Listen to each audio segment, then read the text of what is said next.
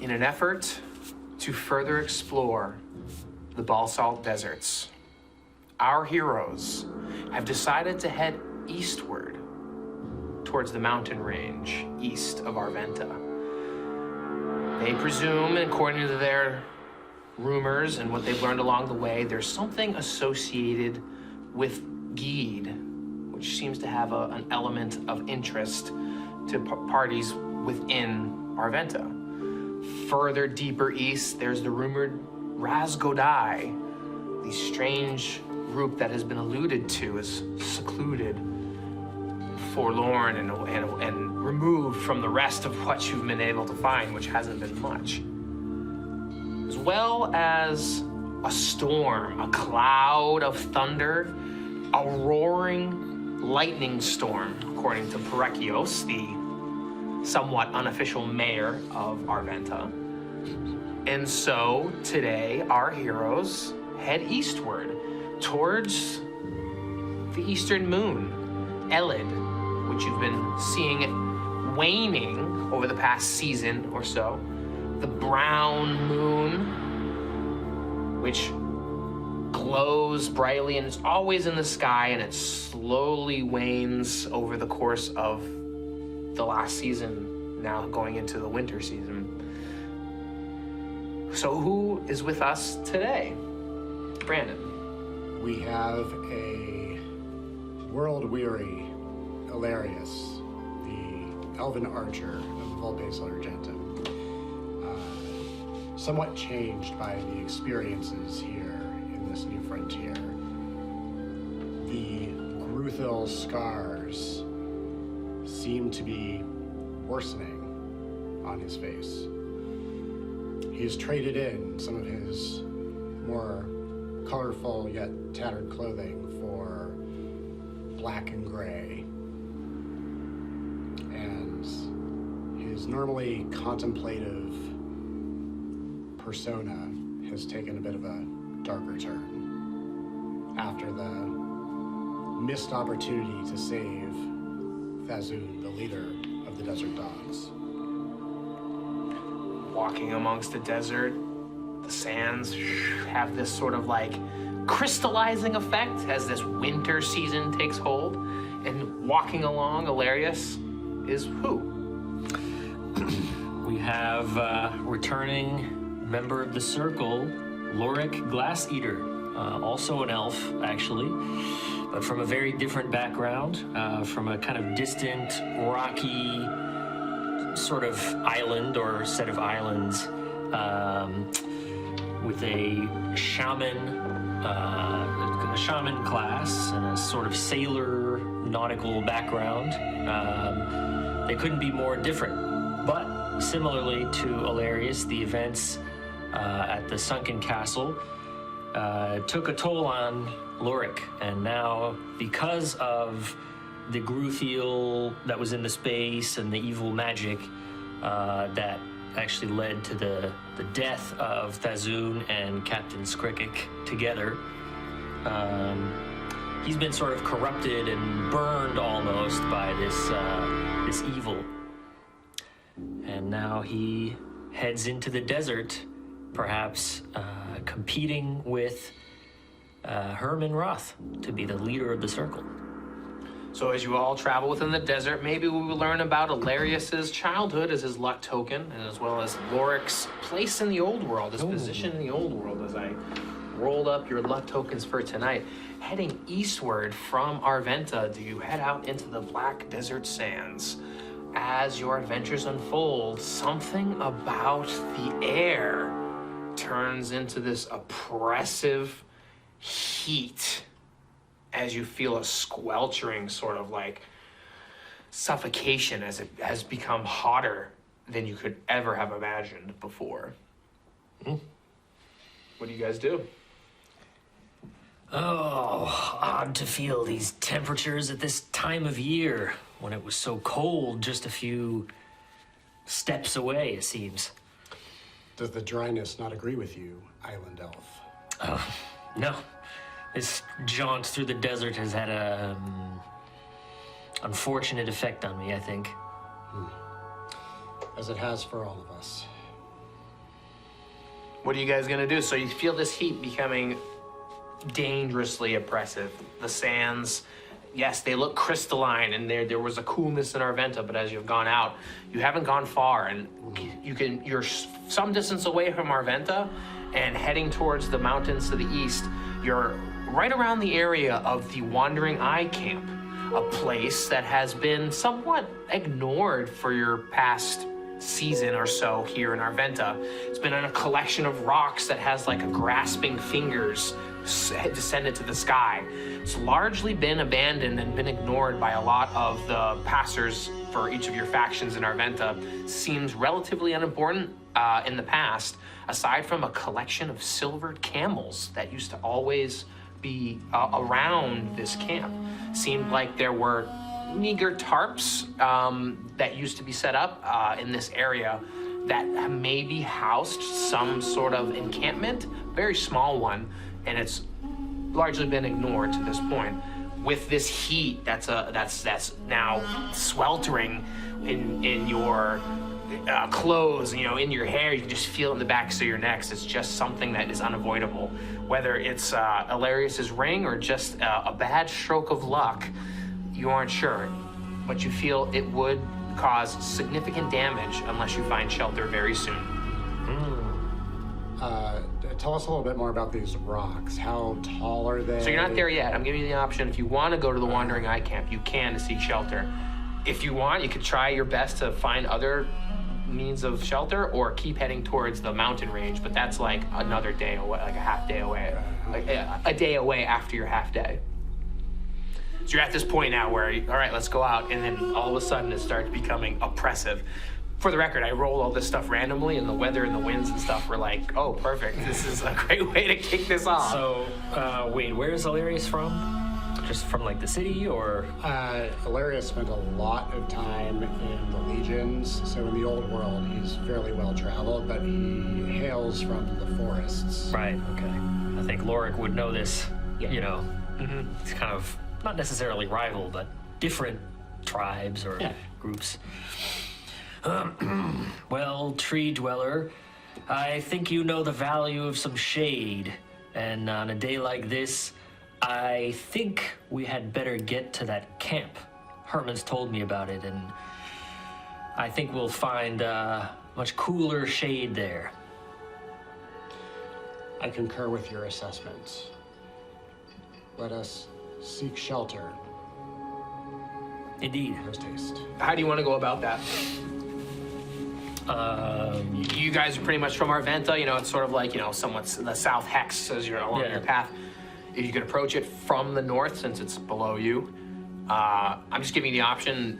It's been a relatively ignored camp. You guys have passed it, and so many times heading to various treks back and forth, but if you wanted, you could approach it in a different way or a different direction, or just head to it, just head direct straight as there. possible. Yeah, I think we'll take the direct route, but, gingerly, stealthily, keeping an eye out. Sure. Okay. Everyone make Constitution checks to see this heat as this last hours you guys are making your treks to the camp itself. 18. 5. Great. Elarius, you take 4 points of heat damage from the oppressive heat as you just start. It's now singeing and burning your skin. And wouldn't you know it, that as you happen to come across this camp, it is unlike anything you've seen to this point.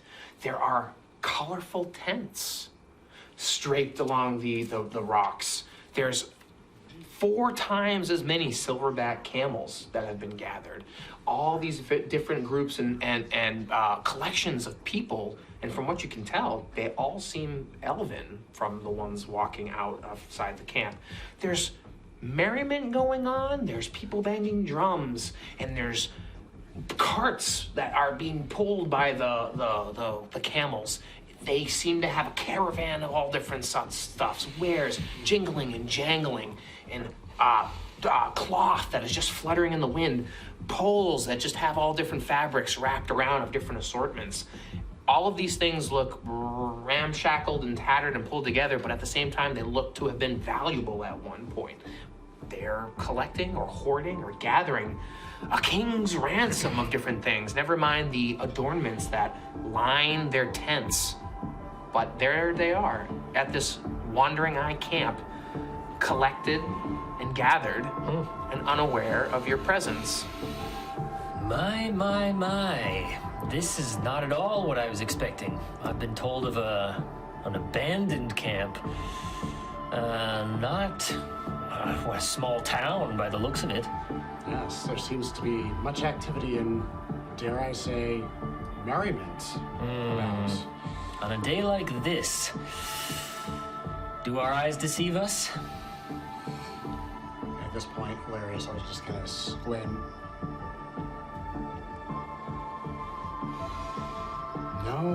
No, I think I am seeing what you are seeing. Let us at least find some shade, perhaps under one of these tarps, and perhaps we can make some friends along the way. Indeed, I don't think we have time to beat around the bush. I think we should get straight in there and see if they're at least friendly. Well then, let us proceed. All right. So you guys are wandering towards this camp. Elarius, your skin is literally burning, from the hot He's suns. gonna try and pull up his face, covering as best he can, even though the pain is still there. Oh yeah, and you're kind of stumbling out of the desert here as you approach the outskirts of these camps. You can see that there's different tents with different groups of folk gathered out about, and even more within the tents themselves. And they immediately kind of catch eyes with you guys and just kind of give you a nod, and you can immediately tell that they're like amateurs, or like they know you guys are like rookies or fish out of water. You guys are wandering in the desert. This guy is clearly singed and just kind of doing his best to find shelter, but they don't offer it to you. They kind of stop, and maybe you're like continuing inwards to the tent as well, and then they continue their conversations and pick up again. And as you gather closer, you can see Elarius and Loric, who might not have, I don't think guys have been at this camp personally, but your factions have. Yeah, these spires, these obelisks of stone surrounding these flat rocks, as if a claw or a maw is like sticking out of the sands. And from this, there's tents that are strung along the rocks that are suspended or like a lean-to or whatever, utilizing the rocks, utilizing some of the natural chests and woods or boxes that are brought. But these guys have a clearly well-oiled machine because it's set up and underway, and who knows how fast or how long, but here they are. I think hopefully we can get into some kind of shade and maybe come up to a group of these guys, or is there anyone who's kind of like by themselves, solo? If you'd like, if that's your target, you can do that. Every time you go to a group of people, they're immediately, and they're like put off by you. They don't welcome you or allow you entrance. But there is one person who's under a tent alone. Hail, friend. Tell us, what is it you do here? Might we sit and share your shade and perhaps a tale in exchange for your hospitality? He's stroking his silver-haired camel, and this thing looks fine. It looks majestic. This thing looks strong. Its humps are filled with water. It seems like this thing could eat any type of food and be totally fine with it. And he's a balding elf, long ears, and clean shaven aside from just some scraggly hair. And he kind of looks up and he says, welcome to the camp. Clearly you do not have a tent of your own. Come. Elarius will approach and then pause briefly. My friend, might I offer a snack to your camel in exchange for this kindness? Wow. Of course. Offerings are quite welcome here. You know how to make your way in, for sure. Usually people come from outside of the desert and they're looking for things. Well, we have plenty of things to offer here, but you're the one to offer first, so Right this way. Right this way. Elarius will take some of the crushed flowers out of his pack from the wreckage of the battle outside Taptooth, and will offer them to the silver-haired camel. Remind me, Elarius, was he involved with chasing down the Terra Slider? Yes. And how did he do that? He was riding a He ward. was riding a ward, yes, and then leapt to... So as you go and feed the camel, he starts to come in to go eat the flowers, and it just takes a big whiff in and just like skitters backwards, and just all of a sudden, this elven man. The camel's noses do not lie. You clearly have been involved with other folk here in the desert. We have encountered many strange people out in the desert. That is quite alarming. Not all of them have been as welcoming as you, however. This is true. This is true. And not everyone likes to deal with the goods the way we do. Tell us more about yourself. You guys look like you belong in our camp, but yet we do not recognize you. I am from the forests of the old world. I have seen The what? far off lands. We find ourselves... What's a forest? Never mind this old land. There is only one land. Have you seen the vegetation out in the desert? I assume you have. Can you imagine plants that grow as tall as a castle, that cast shade 4 miles with clusters of these plants, all packed together tightly, a refuge for wildlife? I have lived many a millennia, and for that is the tallest tale I've ever heard.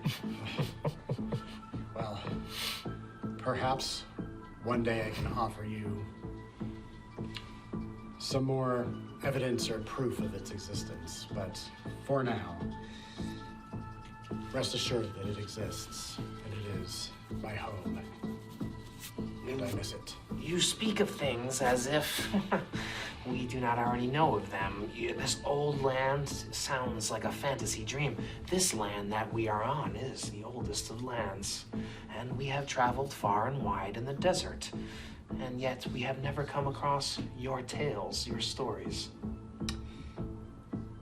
I dare say there was a bit of magic involved in us finding ourselves in your desert. So it does not surprise me that where I am from is perhaps not accessible through other means. Magic is very fascinating.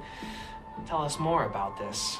Your offering is somewhat rejected by my camel, but perhaps you can throw it in our boxes of goods. We are all collecting different things for the RENU moon. The RENU moon? The RENU moon, it's coming. And he points up at Elid, the brown moon. It's waning and soon will be completely gone.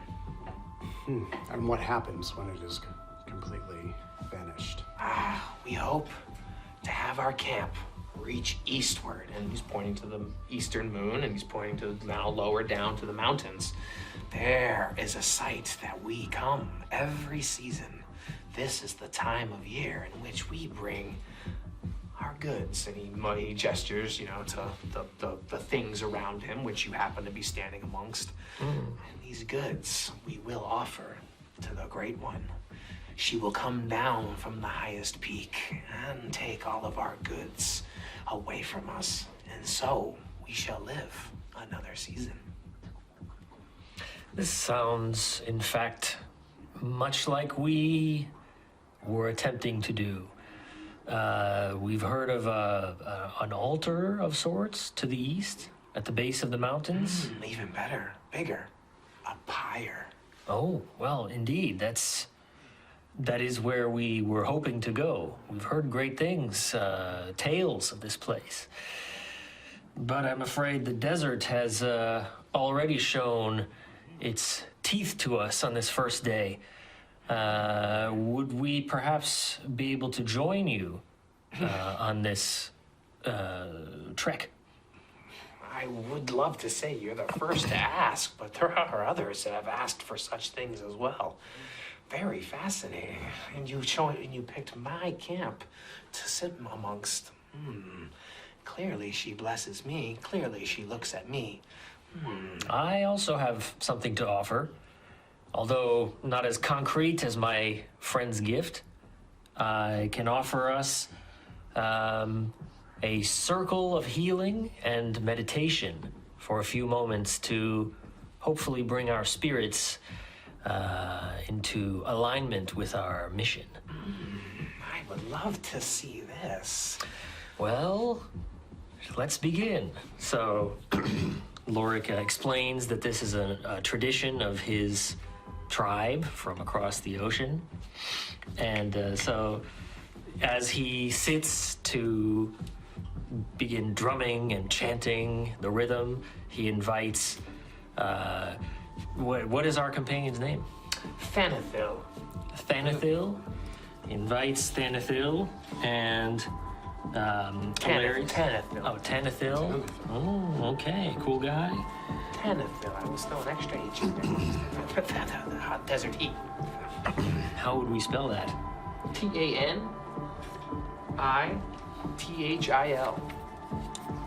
Tanithil. Right. So he invites them to join in as he chants and drums his sea shanty healing circle, and also offering 1d4 of healing to... If you can successfully complete the chant. So Tanithil is reserved, kind of stepping back, and the other folks, and you see merriment and dancing and stuff in their own respective tents, and they kind of subside as this is going on. Go ahead, make your chant check. It was charisma. I was going to offer... I didn't think you had to. I think it's just you just perform it. But then the healing is a d4. It's a chant, though. Is it? Yeah, all the shaman stuff is chants, and you're going to make a charisma check. Let me check 9 plus. Are you sure? Okay. I mean, I'll do it, but I thought that the healing circle was just like a free ability. Unless I'm mistaken. Because I don't have it on my list of chants. It's like a separate... I think it's an ability. Consult the book. Yeah, let's check. What book is that? But anyway, This is the unnatural selection. Is that what it is? That's what it is. Yes. Okay. Like you really caught me off guard there. I actually haven't done this before. Oh, okay. Then it might be a shaman special ability. That's what I thought it was, yeah. Healing circle. Oh yeah, once per day you can perform a 10-minute drumming and chanting meditation. All participants are healed for 1d6 if the performance is not interrupted. A spellcaster or herbalist can recover a lost spell or elixir instead. Increase random encounter chance. Well, I will take d6 over the d4 that I thought it was. Anyway. Oh. While this is happening, Elarius is just very slightly, very imperceptibly, just along with the beat. Well, go for it. Heal yourself. I'm rolling? All right. Well, what do you prefer? I'm rolling the random encounter check here. Oh, well, I'm... Which is increased with your...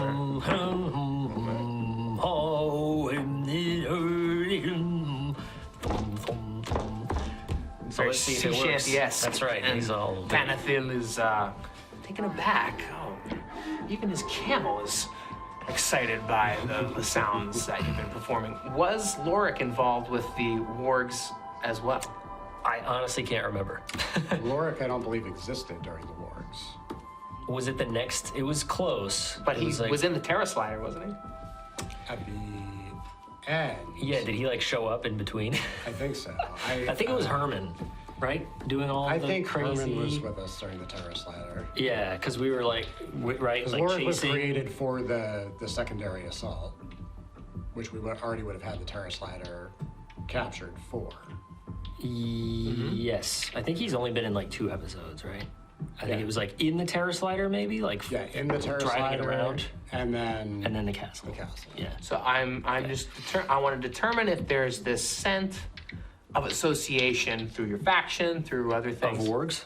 Of specifically? wargs, yeah, of wargs. Well, I don't know, but he is a shaman. He's very in touch with the wild. Keep that in mind, right? So what's your argument? Well, I don't know. It could either be a plus to the camel because he's like Okay, fine. very So in touch, or the camel could be like, "Whoa, this guy's like." I don't know how the camel would react, but I think that Loric Clearly would there's be a- more, like animalistically in tune with. So the what I'm asking the oracle is, does the camel detect this scent of opposition from you? I'm gonna roll a disadvantage. I'll even throw in a -2 on top of that. It's in your favor. Okay, sure. Which is a little weird numerically. So 2 - 2, 0. So no. So this thing is 0. Isn't that like the absolute most to know? well, pretty much. If I rolled a natural 1, that would have been. Oh, that's what. Yeah, Okay. exactly. So you're so able to mask it or just emit a sense of affinity that whatever was making the camels weird with Elarius is put at ease with your chanting, with your song, with your presence, because of your shamanesque nature being in tune with the wilds. Okay. So, go on, continue. You're healing. Healing my companions. Yeah, there you go. You got that. There we go. That health back. So, your magic. Thank you for indulging me, Tanithil. I have performed our healing ritual. I feel much refreshed. Thank you. Most welcome news. Is that the salt air I smell? Strange. I smell something I've never smelled before as well. Oh, sorry, it might have been what I had for lunch. That is some powerful stuff. That is something that my camels have never smelled before. This is amazing. Despite all of our efforts in the sands here, you and your companions are most welcome here. It's For our now, honor. Your sacrifices, your whatever you're willing to add to the pile will be most appreciated. And I will share word with our fellow RENU Mooners to acknowledge your presence here amongst the camp. And let me tell you, our camp here is quite the festivities. This is our pre-celebration before we trek eastward. Indeed. The stones have a history about them. We have been lectured, saged by a wise figure who has been tending to the stones. Have you really? I think I've heard perhaps of this character. Tell me more. Oh, a great hulking being with a horn. Could it be? Walks on 2 legs. Indeed. He's got a big horn out of the nose of his face, and he has skin as thick as the mountain walls themselves. And carries upon his back a great load of stones that he's collected over the years, is it not? Yeah, not everyone knows about this character, Gwar, as he walks the desert plains. And we're expecting him any minute here. But we are alas, a loss. So we spend more time in celebration, and we welcome those like yourselves into the camp who are trying to escape the oppressive desert heat. Well, Tanithil, thank you. We would be in trouble without your hospitality. Well, I am putting my neck out there for you guys, but my camel knows best. Again, the camel looks at Elarius and kind of like is a little hesitant, but is lulled by Loric that it's quelled the issue at hand here. But you know Tanithil has made note of what the camels have scented. So in that spirit, to try and garner some goodwill, Elarius will contribute the original reading of that poetry scroll and the remainder of the crushed flowers to the pile of offerings. Also some feathers. Yep. Oh yeah. You're contributing all this stuff, and with everything, Tanithil, looks over. He starts just muttering this old ancient prayer of sorts, and he's just very welcoming and lost in sort of a minor trance with every offer you're putting in, like every little feather, every little thing that gets added to this giant pile. Tanithil, my apologies if I'm interrupting, but one more inquiry, if you will. Gwar. Does Gwar also follow this great one from the mountains? Gwar does not participate in our ritual, in our celebration, in our ceremony. And he points to Elid, the brown eastern moon. Quite unfortunate. Interesting. Okay. My humble thanks. Where did you guys say you were from? There were others in this camp that came wandering in out of the heat, too. Oh, recently? Earlier. Where did they come from? Out in the desert. They would not say. Oh. And if you would indulge us, what was their manner of dress? Oh, strange sorts. One from the far, at least in my recollection of traveling the sands and the plains, from the base of the volcano, a dwarven sort of figure. At least he's a dwarf, and I cannot say if he is from the base of the volcano, but that's where I know dwarves to be from. But perhaps you might know him and his companions, a human and a half-elf. Half-elf? Well, we are from the north, just a small settlement. These people are not... North of here? A bit north, yes. This is as north of a settlement as you can get. What is there beyond? Well, it's hard to explain if you haven't seen a forest. I can't really explain it to you, but it's less of a desert than here. My goodness. Just beyond those hills, perhaps another day's walk, but it's a recently founded settlement. Many of us refugees from across the sea, in fact.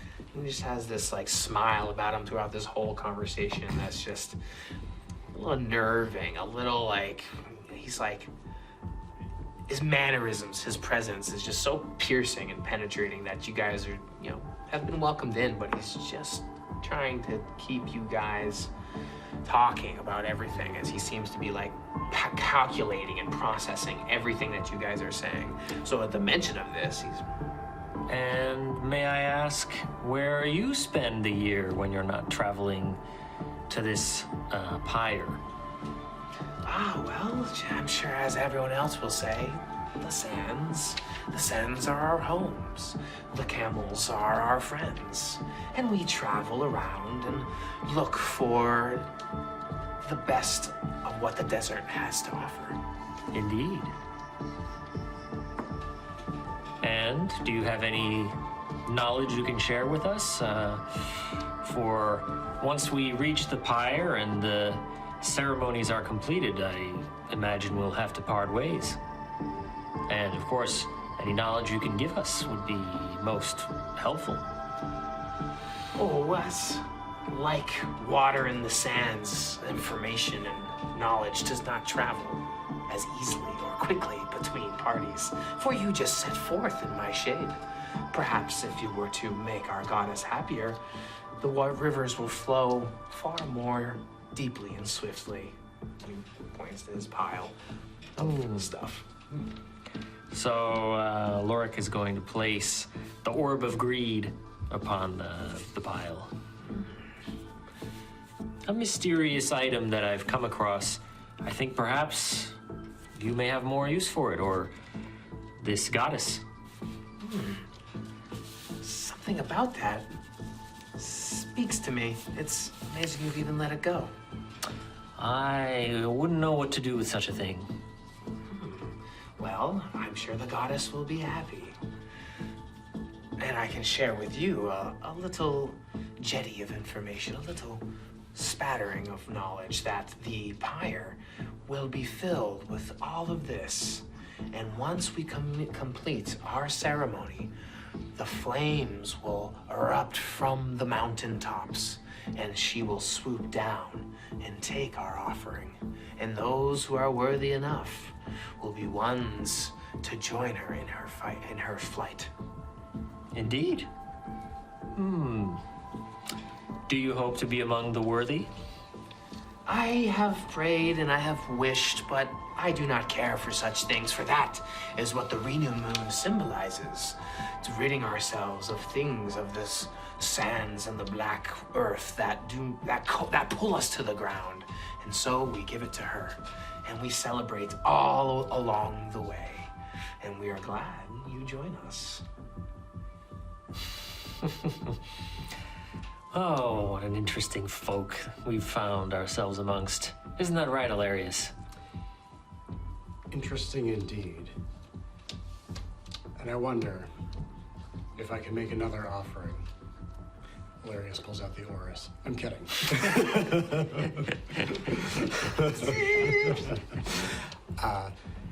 But in all honesty, I thank you for your candor around this great goddess. And I look forward to learning more about her glory over the coming days. As we will share with you, some of the outsiders, like I mentioned, are always trying to seek more information. And we don't just give it away so freely. So they try to wager a game that they play with us, and we'll do our best. And he kind of points off to like another tent over there, and like further away, you can see that there's, similarly to you, people sitting outside that are now the dwarf, the half elf, and the human, sitting with the other elves. They're still here. Okay. Yeah, Elarius recognizes the dwarf as Thosis, the dwarf from the dig site, as well as his half-elf and human companions. Ah, interesting. Maybe you've heard of them as well from Jagged Edge. Oh, no, I have not at all, or if I have, completely forgotten. I don't even know you were there for that one. Maybe that was just... No, it was Jagged Edge was there. That was the one... The dig site where you came like across... the Indiana Jones adventure. Blowing up... A copyright-free action hero. This is where we went into the inner sanctum. Crultuk was Like there. under disguise or whatever. Well, It was a dig site, yeah. You guys got some tabards and stuff. That was Herman, I'm pretty sure. I think Herman was there. Point is, it's your faction. it was the 10-foot pole incident. Yeah. It's the same episode. Yes. Right. So... Maybe that was Jagged Edge, I can't remember now.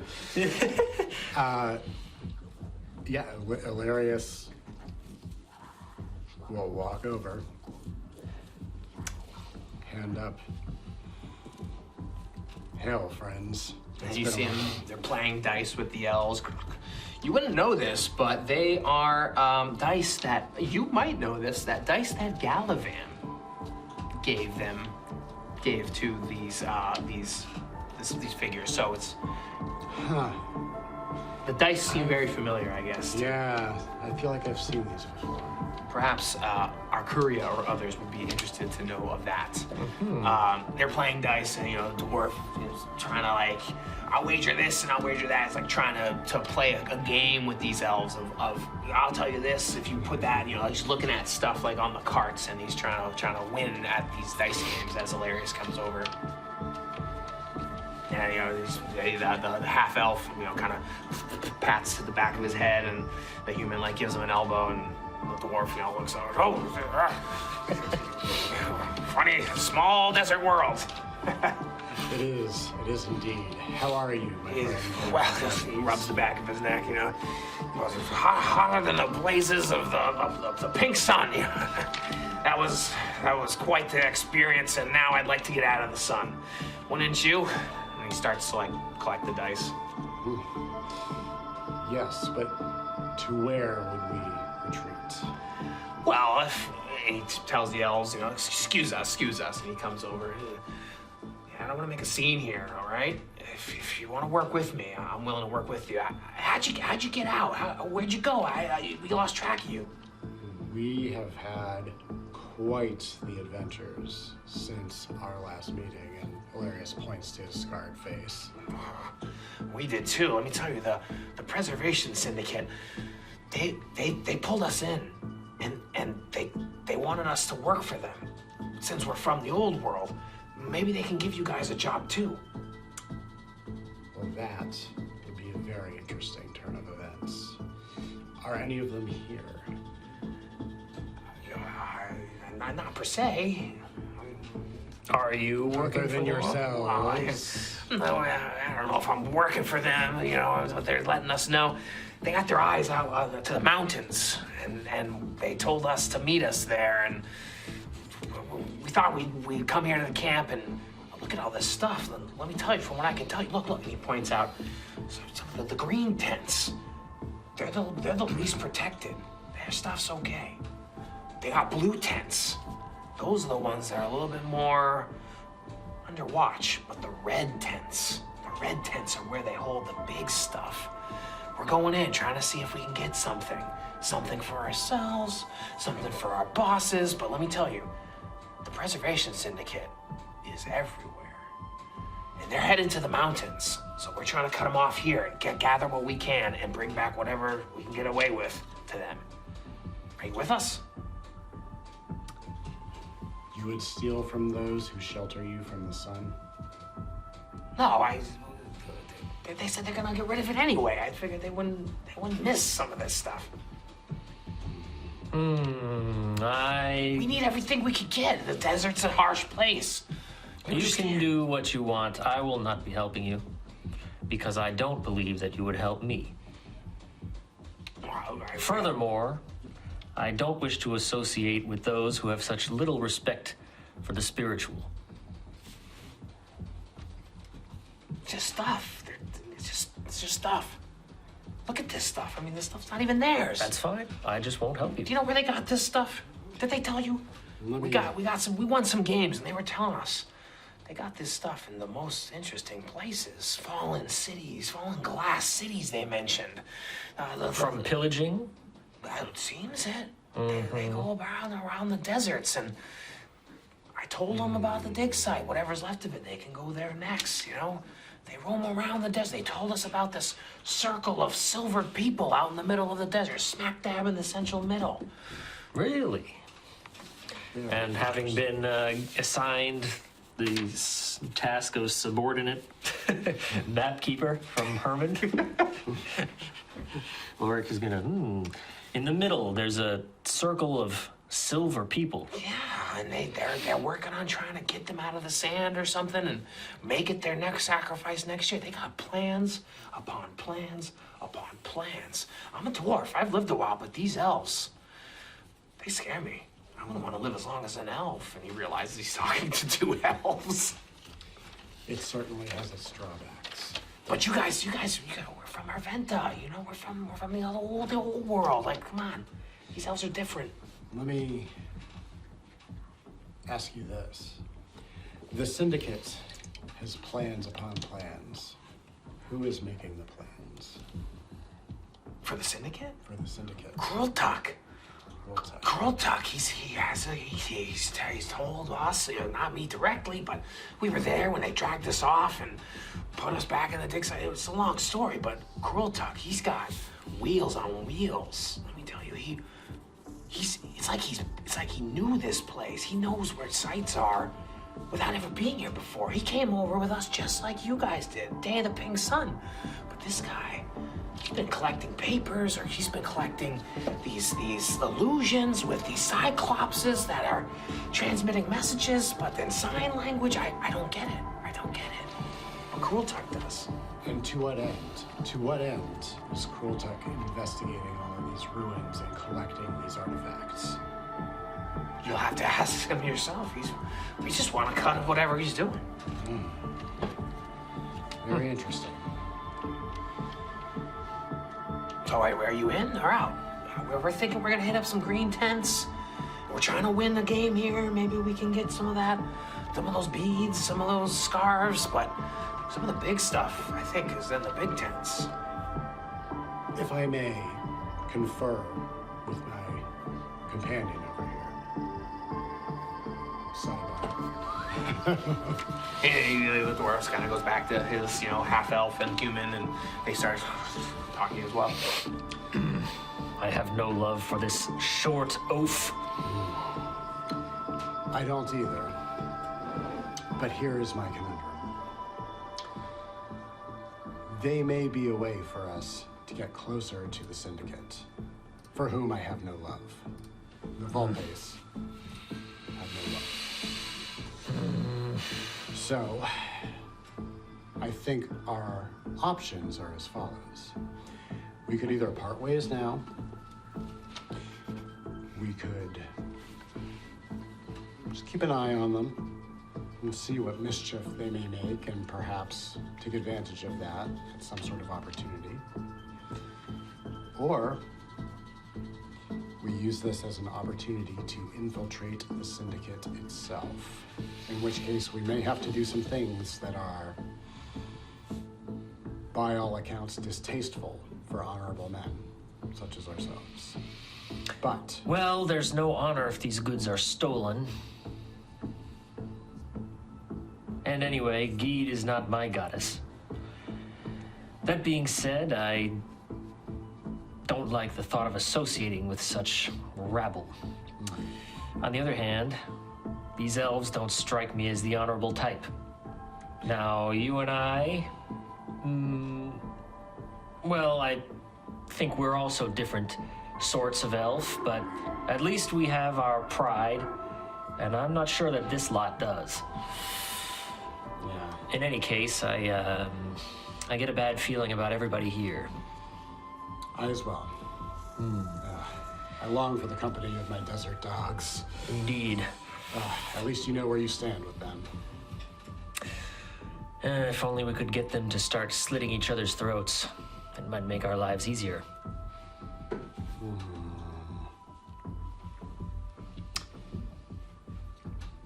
Pit our friends here against the elves? Interesting. All right, let's see what we might be able to materialize out of this situation. Indeed. If this Gwar appears, it may make things more interesting as well. Let's see if he's forthcoming. So what do you want to do? So Elarius is thinking, this dice game is still going on. Not really. Not really. Yeah. You can see that the dwarf and his two partners are talking, seeing where you guys kind of stand. They're collecting the game. Maybe they're willing to play again, but with you guys here and everything kind of everything getting upset, they're kind of on edge now because you guys could throw a wrench in their whole scheme that they seem to be pulling from these dice games to something larger that they seem to be unfolding with the tents. Here's what we could do. We could either plant... We're still talking to each other. Not, You guys looked over and they're like, hold on. Yeah. we could plant some evidence on them, a stolen item, or we could pretend that we're going to distract the elves, and when they start stealing, tell them where to look. I like that plan. I like that plan a lot. All right. I'm in. You ready for me now? Yeah, we're on our way out. Hey. You guys were talking, and you came back, and then you started talking again. It's never a good sign. We didn't start talking. The GM was asking us questions. After some deliberation, we're in. Let's see what we can gather from our hosts that might be useful. My only request. I understand that some of this may be going back to the syndicate, and you have your obligation to your employer. We humbly respect that, and we ask for our own little cut. There's plenty here. We get it. We don't need to take the beefy stuff. We just need to give the syndicate something. They'll be the judge. They could take the big meat. We could take the small scraps, and I'm sure even the small scraps are gonna be a big hearty meal. You know what I'm saying? Like there's stuff here that is good. All right, was it the blue tent that balances the risk and reward here? The blue tents are, they're not as guarded. They're as the red What tents. color's the... question. Yeah, ripping fabric of the what color is the tent of the guy who we were with, the solo guy? Tanithil. Yeah, his piece of patchwork. Oh, he's Yeah, there's like Green, specific. blue, Yeah, there's like specific green tent, blue tent, red tents that are like in the inner Right, okay. kind of circle, and then there's just piecemeal tattered, you know, Okay, all right. brown leather. Yeah, point is no. Yeah. I like the idea of a blue tent. A shade elf of the sea. Agreed. Blue would remind me of my home country. But I think we need a distraction. And our companion that we met over here, Tanithil, well, he told me that he was on guard duty. And so I think we had better distract him to keep him away. You telling? I'm Thosis telling this? the guy. Thosis, yeah. What's Thosis? Thosis. Thosis. Thosis. Fo? F-O? Thosis. Oh. Thosis. Okay, I don't know what languages we're doing here. I got Dwarven and Thosis. which I don't speak. Thosis. Thosis. You, I think of like a hard dwarven sound, you know. Thosis. Thorsis? you've been here a while. You've cased the scene here. Blue tents are where it's at, but is there a particular blue tent that might be not even off the beaten path? I think that that's obvious. I'm thinking of something that might be towards the back, but still kind of central to this encampment. I think I know exactly what you're asking for. Go ahead, clear your stuff. Could it be? I knew you had some schemes set up with this. What gave it away? The white paper peeking out? Not at all. Ooh. Oh my God, not the camera. No. I bumped the camera. No.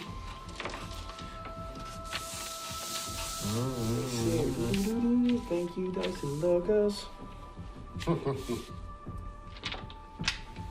Yeah, what is this thing? What is this like metal token you got here? You gotta ask our courier that. Oh, okay.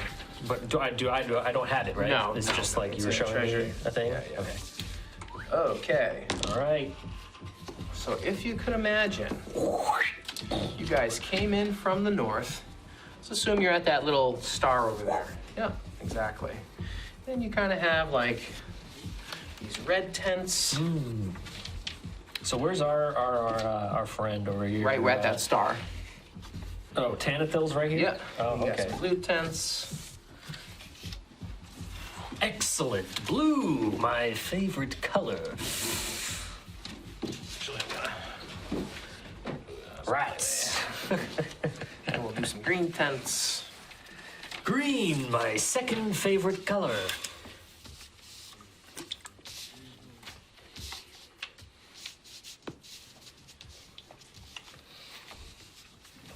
What would rats be? Oh, shrimp. Like a Yeah, I love that. nautical Yeah, right, yeah, right. shrimp. Shrivel my shrimp. Shrivel my shrimp. God, every time I jump into the cold water, Well, that's crack my clam. shrivels. My clams. Okay, so you're here in the deserts at the Wandering Eye Camp. This gaping maw. These are the stones that are pointing up. These like finger-like stones that have had a few camels for the season that you've been passing forth. But now it seems like there's a lot of activity going on here. And Roaring. here is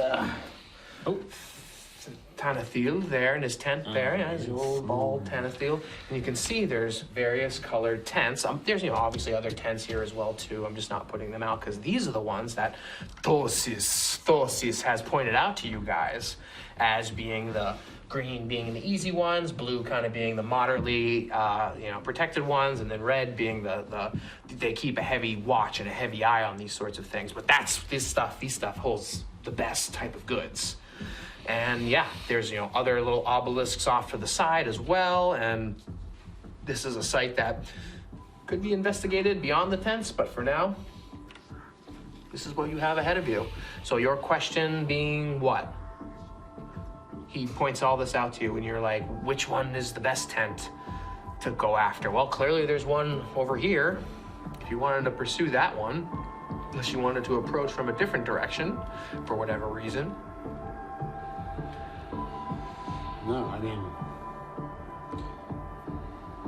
I think it would be prudent to look at a tent that only has one way in and one way out. And from what I've seen around this encampment, there's only one that meets that criteria. Place to that one.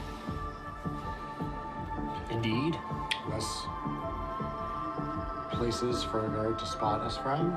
We can leverage diversion. You can imagine this is the sands, and these are physically hard rocks that are elevated out of the sand. Almost like pathways. No, you can walk in the dunes, but these are like hard bedrock, like jutting out of the sand. Like these are actually physically hard rocks. So this is almost like water where it's like a little bit lower. Correct, but sand. Yeah, you can just black walk sand. through it Yep, anyway. yep. But it's like a difficult terrain type of thing where these hard rocks is move around. Yeah, like like roads essentially. You know, it's just path.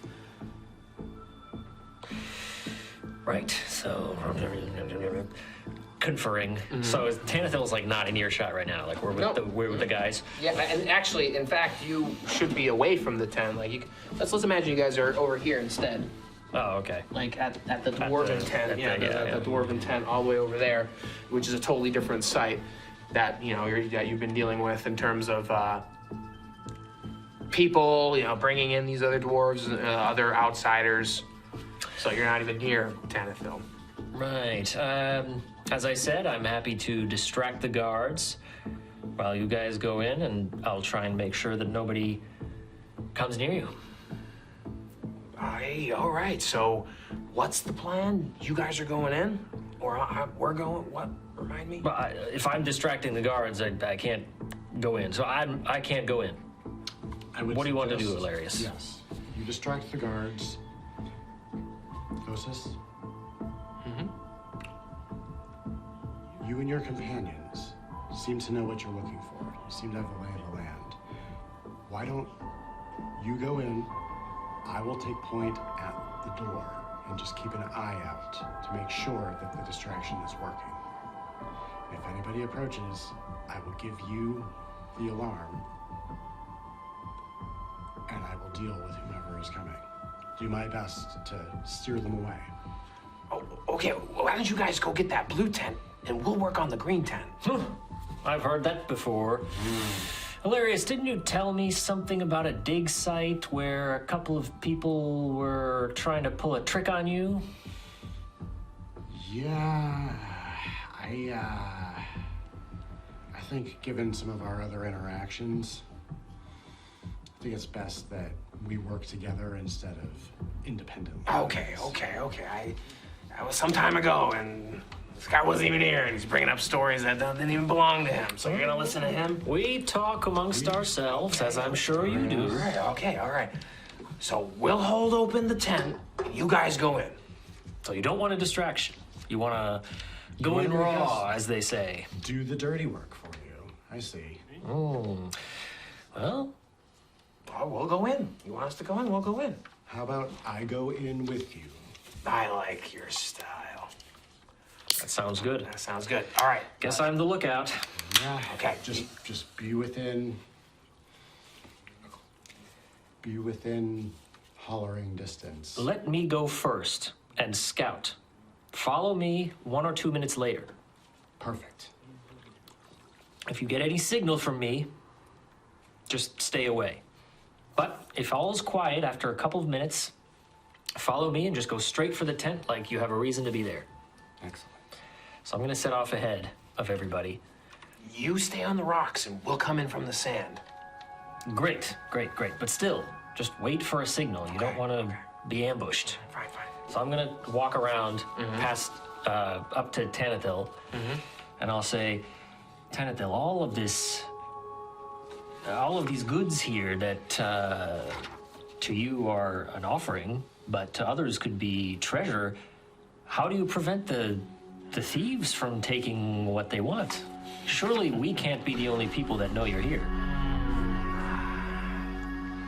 You speak as an outsider. We understand the value of our goods and have done this for countless generations. We have been well prepared, and we understand that we are the furthest away from any life, so to speak. But you do bring up a good point with an establishment to the north that we may not be aware of.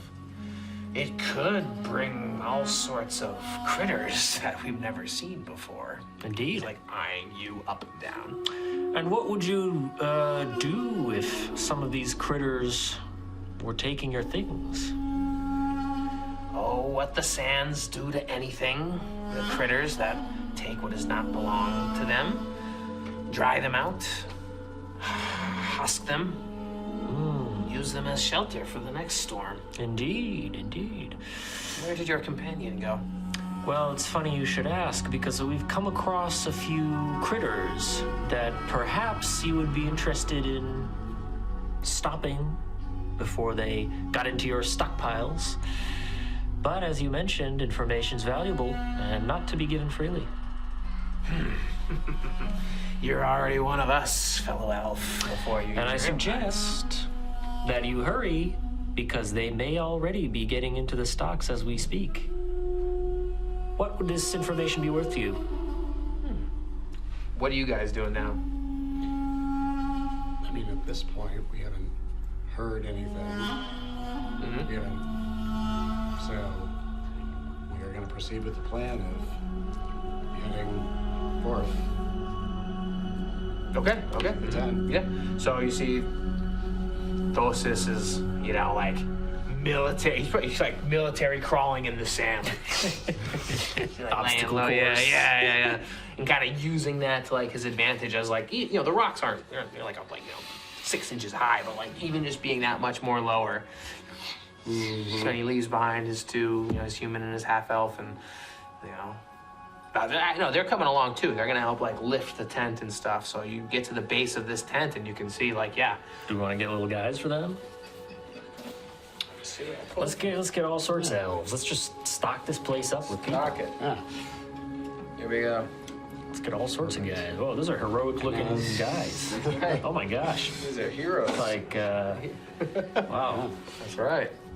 As we're approaching here, are we seeing any obvious guards posted up, like immediately in the vicinity of this tent? Not in this back area, but like on the stones on the other side you do. All right.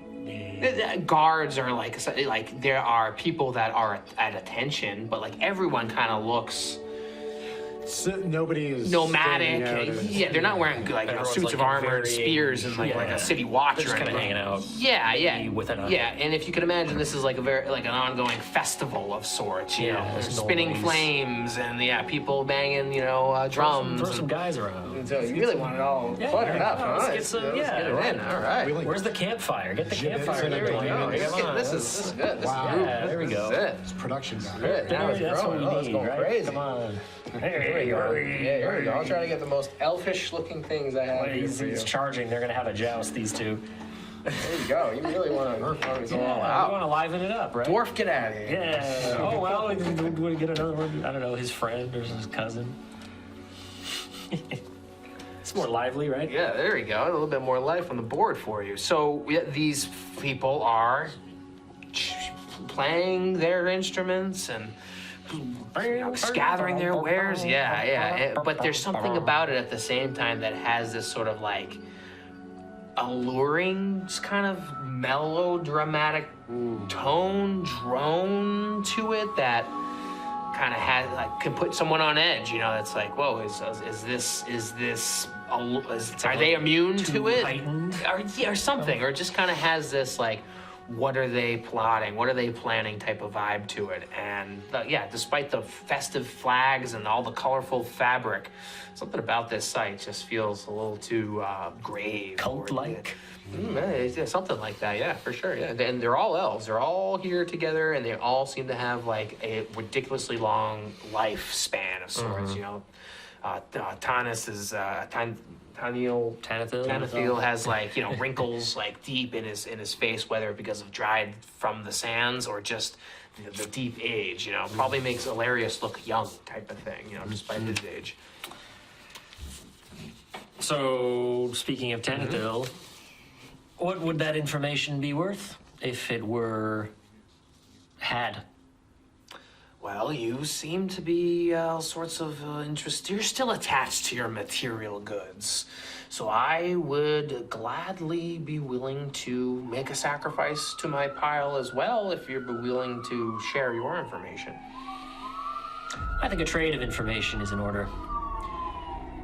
You say that those who are worthy go with the goddess. Does that mean they're consumed by the flames? Oh, whatever Gede wants is whatever Gede calls for, and her flames from the mountains come in many forms, whether it's the collection of our goods to the heightenment of our powers. Perhaps might they come in the flames might come in the form of your torches. Oh, well, the Pyre is what the Pyre is, so we're not there. This is our pre-ceremony site where we gather in merriment to as Gede requires. I also want to know, how do you all come about so much material? Surely it's not just lying about amongst the sand dunes, unattended. Perhaps you'll travel with us and witness it for yourself. You're more than welcome. Indeed, indeed. Would we be even more welcome if I shared with you this information? Or would we still be considered fully outsiders? You'd have to spend at least a ceremony with us to become fully ingrained in our tribe here. Indeed.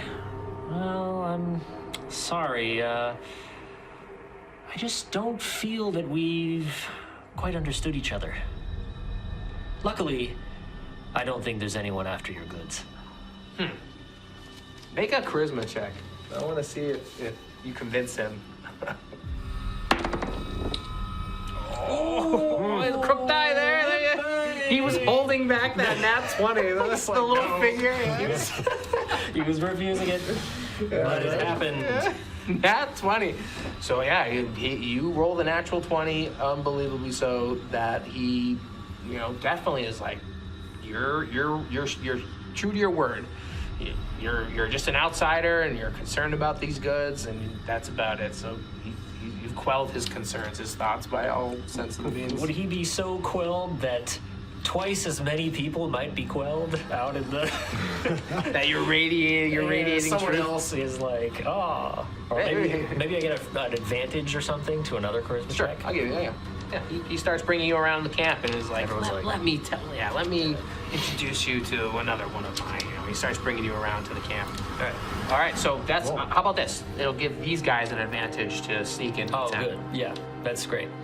Okay, so you guys are gonna go in. We're gonna make your dex checks here to see if your stealthiness and your ability to sneak in. You're navigating through these hot black desert sands. Here, I have so maybe we're walking together to like the merriment area. Mm-hmm. Right.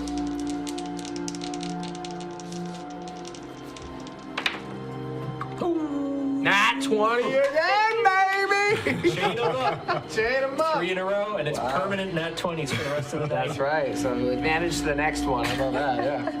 Boom, shakalaka. Okay, so you slip in, and Thosis slips in as well too, and his companions behind him are just like lower the tent, kind of backs against the tent. You can see like their little figures are out there. Nobody else is in the tent other than Nobody else is in the tent, and it's filled with crates and wagons and bolts of linens and clay pottery just billowing with gold coins and stuff. And then there is this figure within this like cage, like a silvered cage. That's like a creature, a monster, like trapped within this cage. Describe this monster. How large is this monster? Yeah, so this monster is probably maybe like, 8 feet tall, and it just has like thick, broad shoulders. It's quite a big cage. You imagine like a big tent. And it's alive. Yeah. It's not like taxidermied. No. Oh boy. Yeah. Its temperament, Let's find out. Let's roll this up. What's your charisma? What's the modifier? -1? -1. Alright, so 6 there.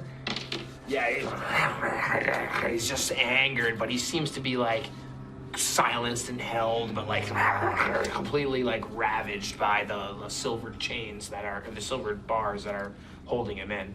But it's like goods a chain like boxed monster, caged monster. What kind of monster?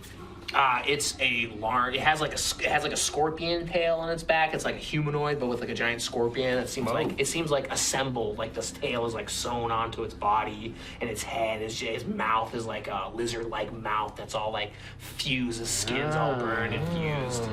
Very interesting. Okay. All right. So,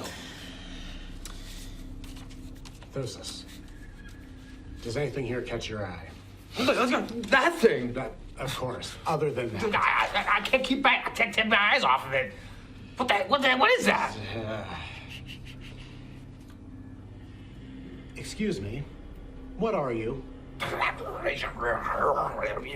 He's like grunting, talking, but is muted by like the bars itself. Oh, interesting. Okay. Hilarious will attempt to hand a ration through the bars. Okay. Fucking eats it like crazily. All right. Any change in temperament? No. No. It's even more pissed. yeah. It grows a second tail. It's less angry. Uh-huh. It's still angry. It's still angry. All right. Thosis. Let us take what we will from this tent. And then I think I might have a way for us to hit at least one more of these tents safely. Hey, I'm here for the plan. You can see he's already taking some gold. Load up, bro. Potion.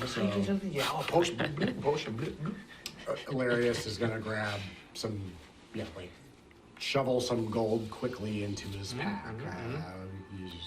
What quantity? 100 gold. 100 Yeah, gold. he's already like 100 gold if you're going straight coins. All right, yeah, just straight coins, nothing identifiable. There's- just straight coins. You can do that. You can take more, right, in gear slots? Yeah. Oh, yeah. I got plenty of gear slots. I'm not worried about that. That's what I mean. You're Like, you can specifically fill not the going gold. after a physical thing. Correct. I'm just going after nondescript coins. Well, that's what I mean. You can take more than 100, right? Like Yeah, you can yeah, fill up instant per time, gear yeah. slot. And so, yeah, I don't want to. No, you don't want to overload. I'm more concerned about the time this is Right. Yeah. going on. Shall I perhaps be true to my word and cause a distraction? You can see you're starting coming into the somewhat inner ring here, where you're being surrounded by the shade of the obelisk stones, the gaping maw of rocks that make up the central part of this camp. So I'm going to say I would like to bestow upon these celebrations my own humble party trick, shall we call it. And so I'm gonna kind of like thump on the ground. And the rocks of the sea and the waves of sand. And singing a little sand chanty. And then, so let's see what happens. Just straight up charisma performance. No, I'm doing the call of the wild. Okay, yeah. Nice. So, That's and not right. let's see what happens. Can't wait to see this. So that's a 15. Yeah, that passes. Yeah, and You're gonna have to keep rolling this every round for a chance. yeah. I mean, it's not combat, so they're yeah. gonna be But we're kind of doing a loose kind of so roundish sort of they're thing. kind of like whatever appears. So what do I look in here? Did you mark it no, you're gonna have to. What do you want? back here? Well, I don't know. What would be a camel? 4 camels. Yeah, maybe a special camel. Yeah, I don't know. It's like a. What do you want, like bats and bees? Or No, I want something cool and desert related. scorpions and sand crabs. A quaddle. Sure. That's- Yeah. What level is it? I don't know. So it would be Fair. like level 8, I guess. Oh, level 9. Well, I guess. Okay, it's a small quaddle. Oh wait. Oh yeah. No, he's. Yeah. Okay. Whatever.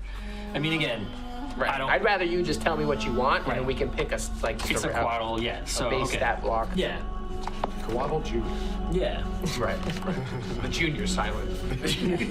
Quaddle. We made that joke. So off it's a camera. human-sized snake, maybe a small human, a dwarf-sized snake, with scales made of jewels and a corona of iridescent feathers. Goodness. Out of the sand. Yeah.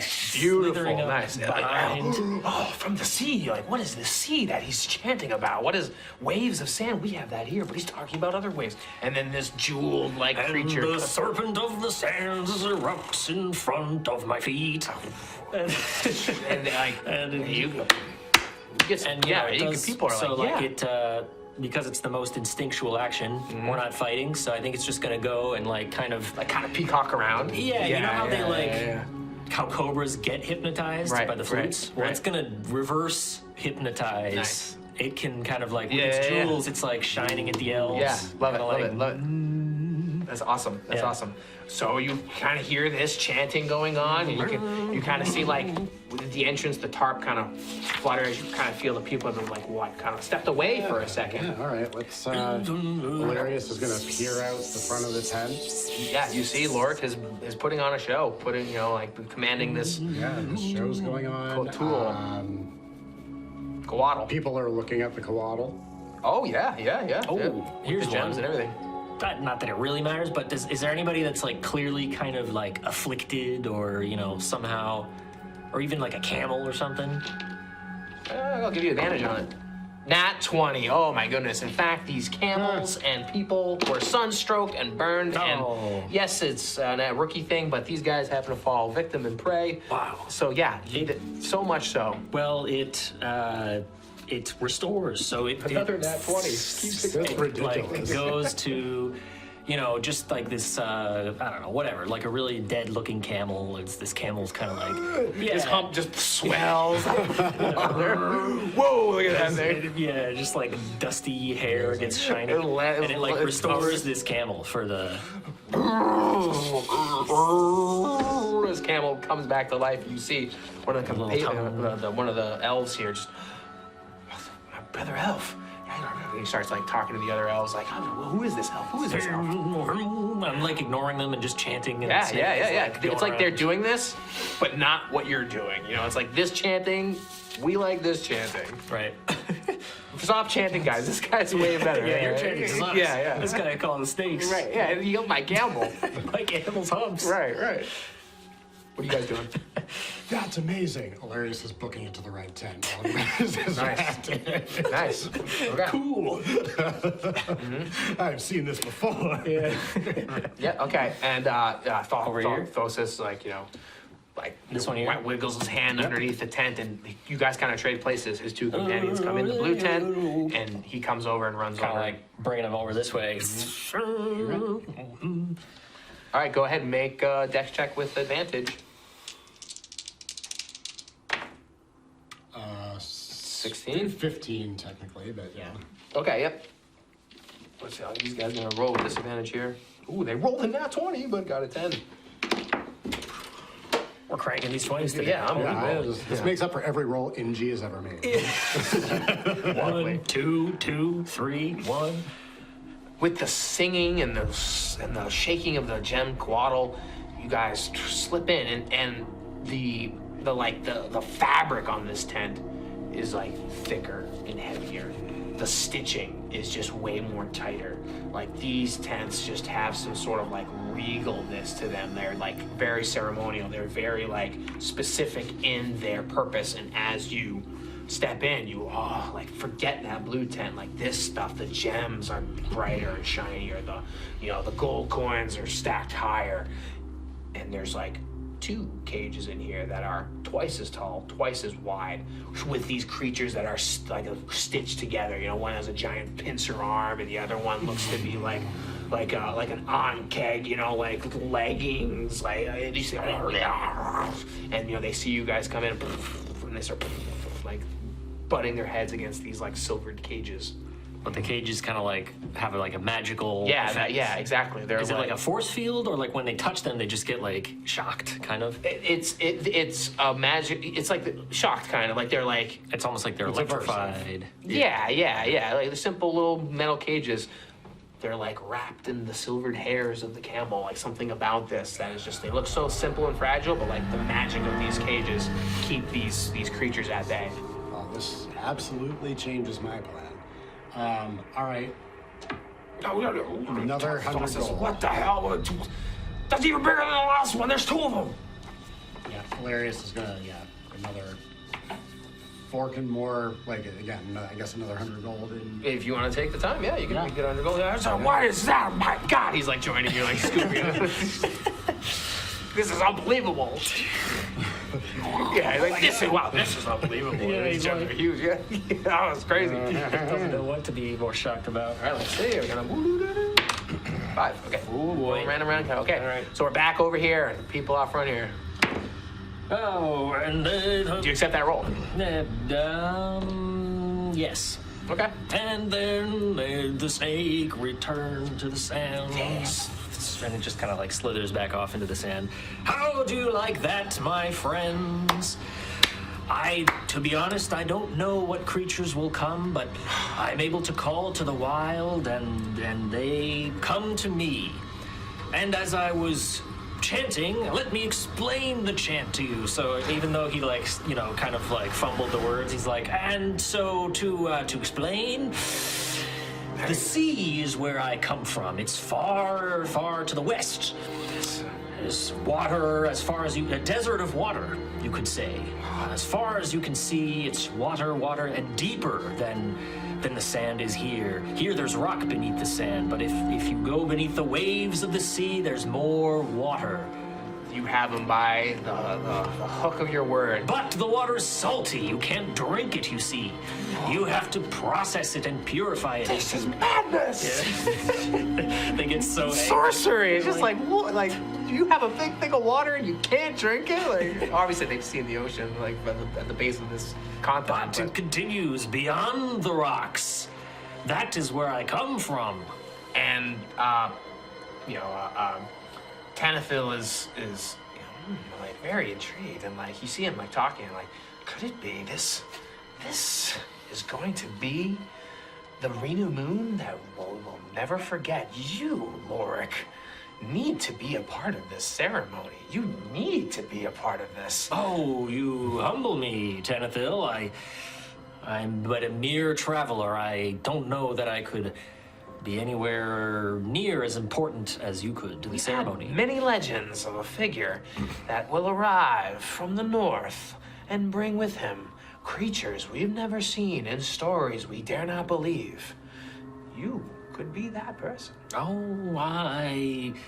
well, you dare not believe the stories. I dare not believe the prophecy. I couldn't be so bold. What are you doing? Elarius hears the chant has ended. Yeah. All right.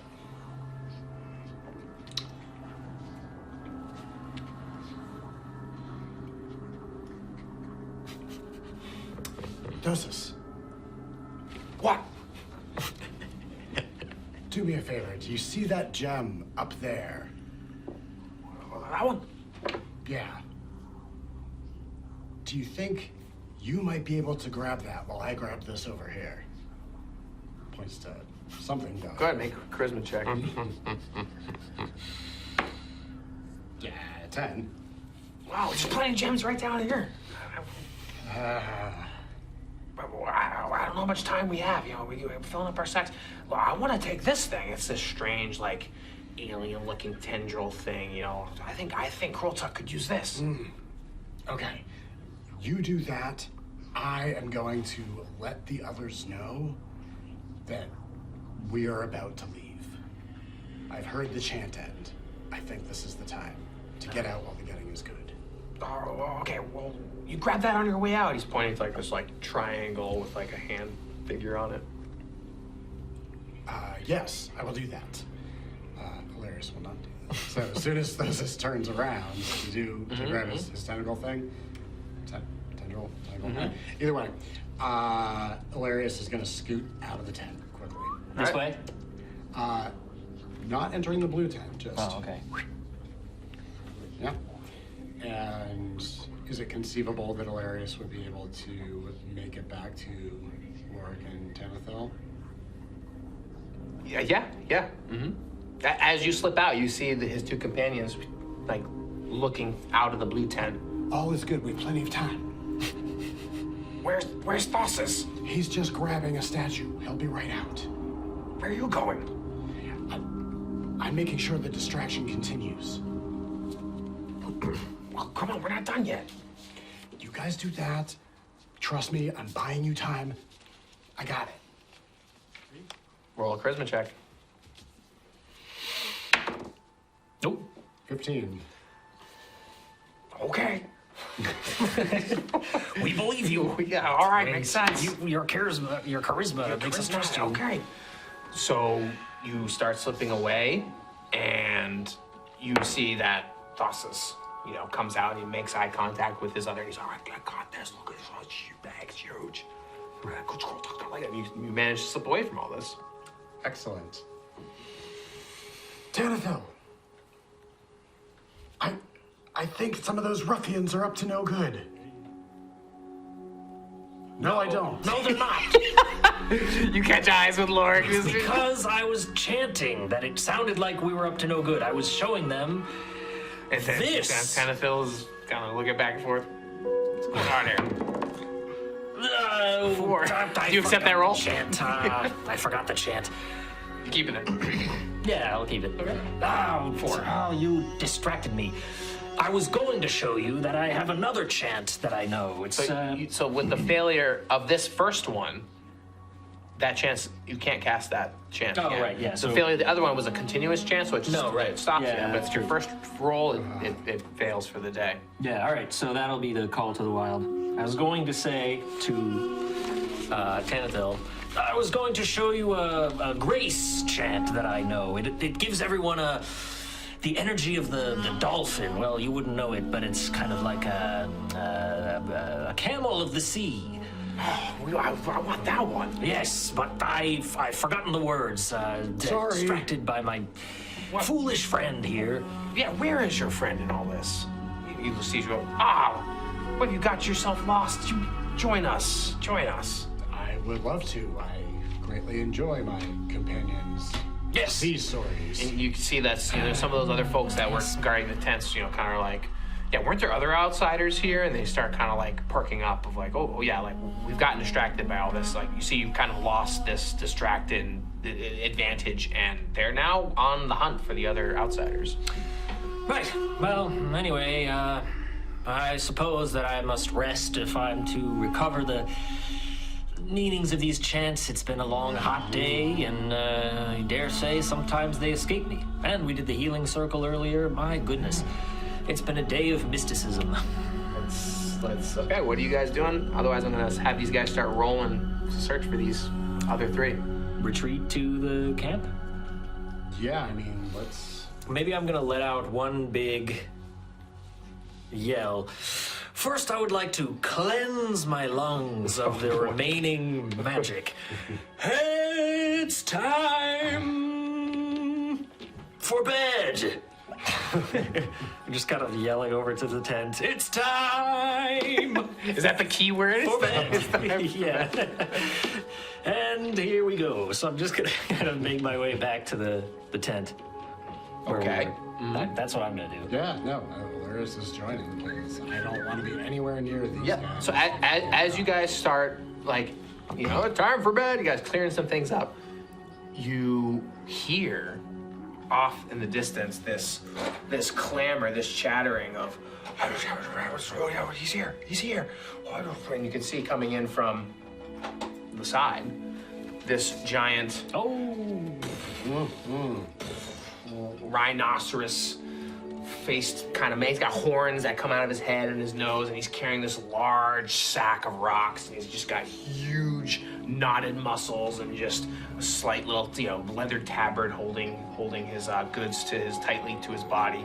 His skin looks like boulders. He's got muscles that look like rocks, and he's just trudging through the sand gracefully, despite his size, carrying this huge bag of rocks.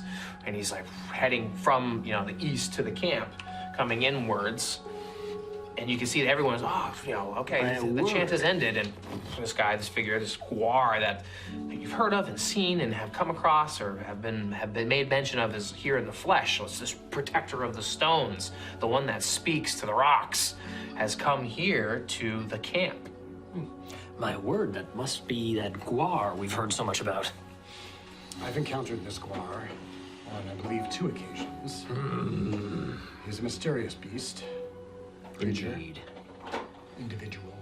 Who knows what Gwar really is? And Tanithil, Gwar, he tends to join at the last minutes of our ceremony, our pre-ceremony. He's the protector of these rocks, and we, throughout the generations, have kept an agreement, an alliance with him. Should he come and bless these rocks, he will grant us passage through them and allow us to stay here. As long as we respect his rocks, he respects our right to use this place as a pre-ceremony. Indeed. Should anything happen to him, this would be a grave disappointment to our camp. We would be unraveling an agreement that has gone back hundreds, if not thousands, of years. Well, that would be terrible. And he seems like an upstanding sort. People start gathering around him, and you can sort of hear this and the red tent and the blue tent all of a sudden just burst open as the creatures that you've seen in the cages all of a sudden just start traveling, like ripping out of the tent, and just are in the encampment, just there in the camp. Gods! Let's roll initiative. What do you have in there?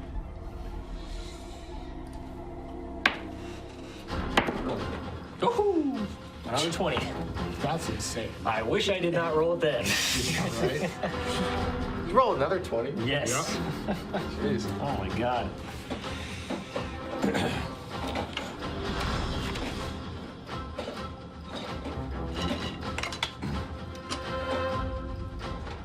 All right.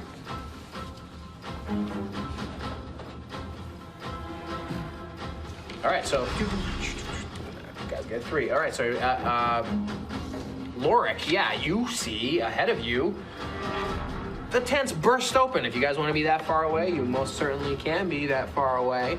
That sounds good to me. I'm great. Yeah. Sure, yeah. So, Mother of God, Mother of the Ocean, Elarius, I'm pulling him aside. Did you have anything to do with this? Not that I'm aware of, but my God, I'm glad I didn't mess with those cages when I was in there. I think it might be time for us to get out of here. This is gonna get ugly. Let's see how it plays out. We may have a hand in this yet. Fine, but I don't want to get involved until I see who's got the upper hand. So I'm gonna basically just take cover. Yeah, sure. Same for you, Elarius? Hilarious, yeah. Knock an arrow and keep a watchful eye. Yep, okay, yeah. So, Gwar, all of a sudden, caught off guard. You can see that one of these creatures, just a mutation of scorpion stinger and, lizard mouth type of thing, just starts charging at Gwar. Do we see the 3 scoundrels amongst all of this? You don't. Yeah. And you can see that starts coming after Gwar. Let's see.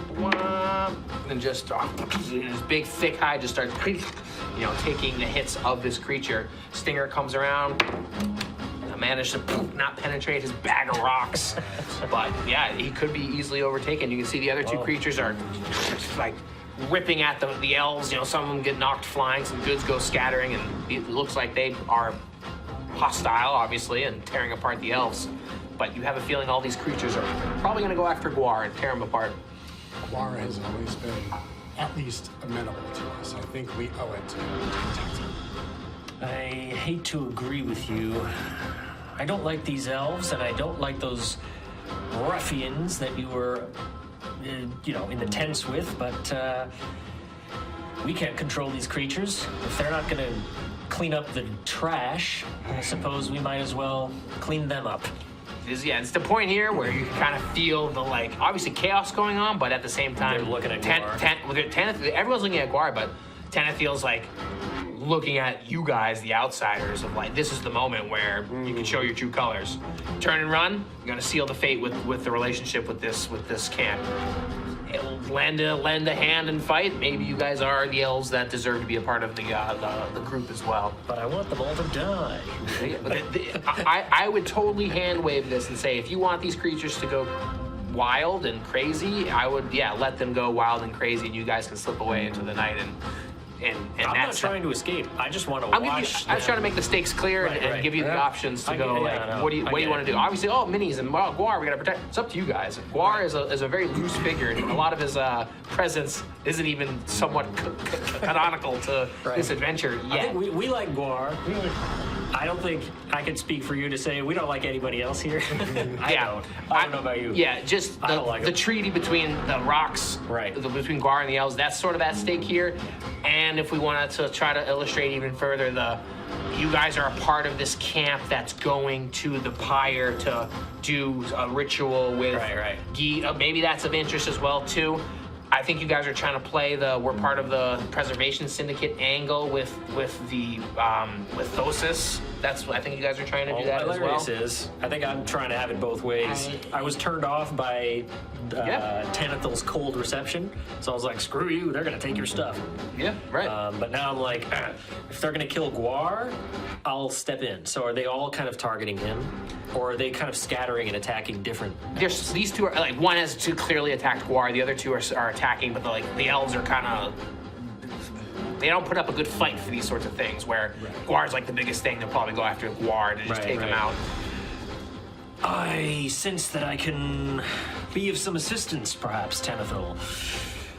But as I mentioned, I am quite drained from the day's chants and exercises. Give me a moment. These definitely look like Blood Roc gang creatures that have been sewn together, if that's not clear yet. Right. May the kelp rise from the depths and grab your ankles fast. Yeah, okay. What are you doing? I'm calling the Flora's Embrace to ensnare the foes.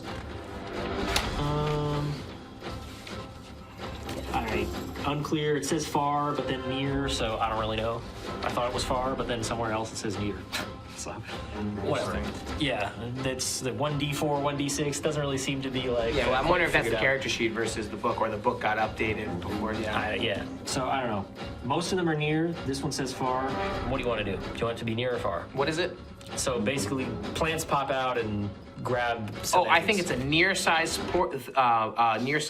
cube within far. But I can cast it far. Exactly. Okay, exactly. So I'm gonna just cast it on these guys, I guess.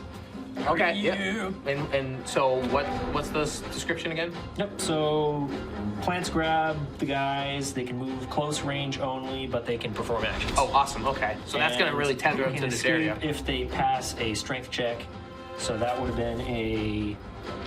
That'll be on their turn. Yeah. So that would have been a 14 total roll.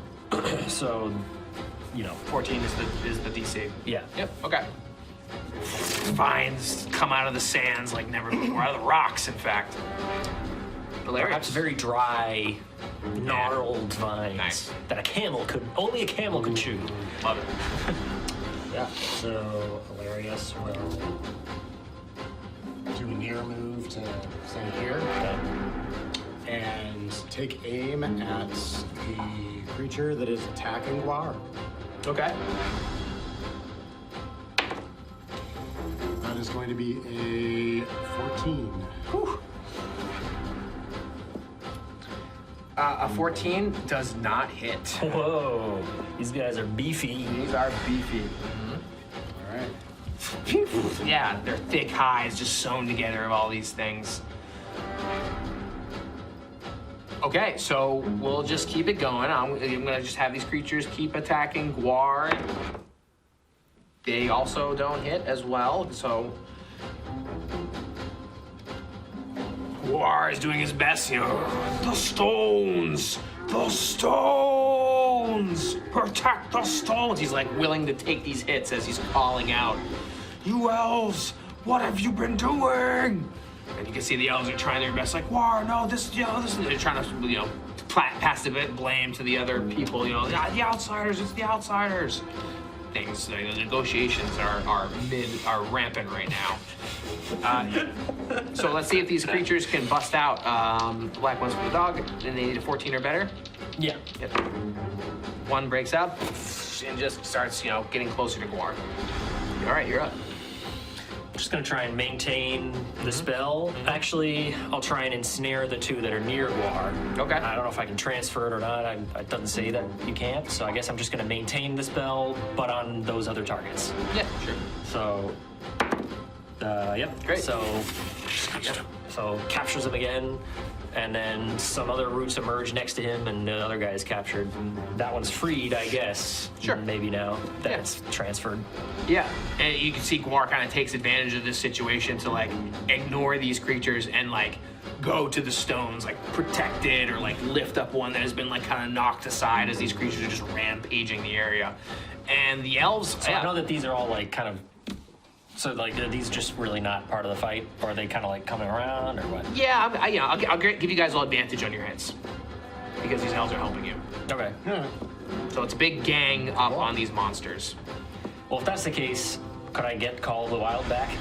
That's a failed spell, or no? No. Because I really can't do anything other than that. Call of the Wild? That's my only useful chant for damage. Otherwise, I got some spears and shit, but Well, yeah, let's think of something else. fight. In this, let's push a stone onto these creatures. No, I'm not gonna do that. Okay, Gwar would good. kill us. Yeah, good, exactly. You'd attack us. Well, So Gwar doesn't you want attack. to loot around in some of the stuff here to find something to. Oh yeah, maybe while I'm chanting, I'm rummaging through totally. the bag. Can I get some gold? Yeah. Give me the gold, baby. You want gold or you want some stuff? Whatever. We'll see what I can find. Nice. What do we got? Potion of extirpation. Whoa. In a moment of need, an answer appears. Elarius, you're up. Yep. Same thing. With advantage now, you say? Correct. All right. 8 and 4.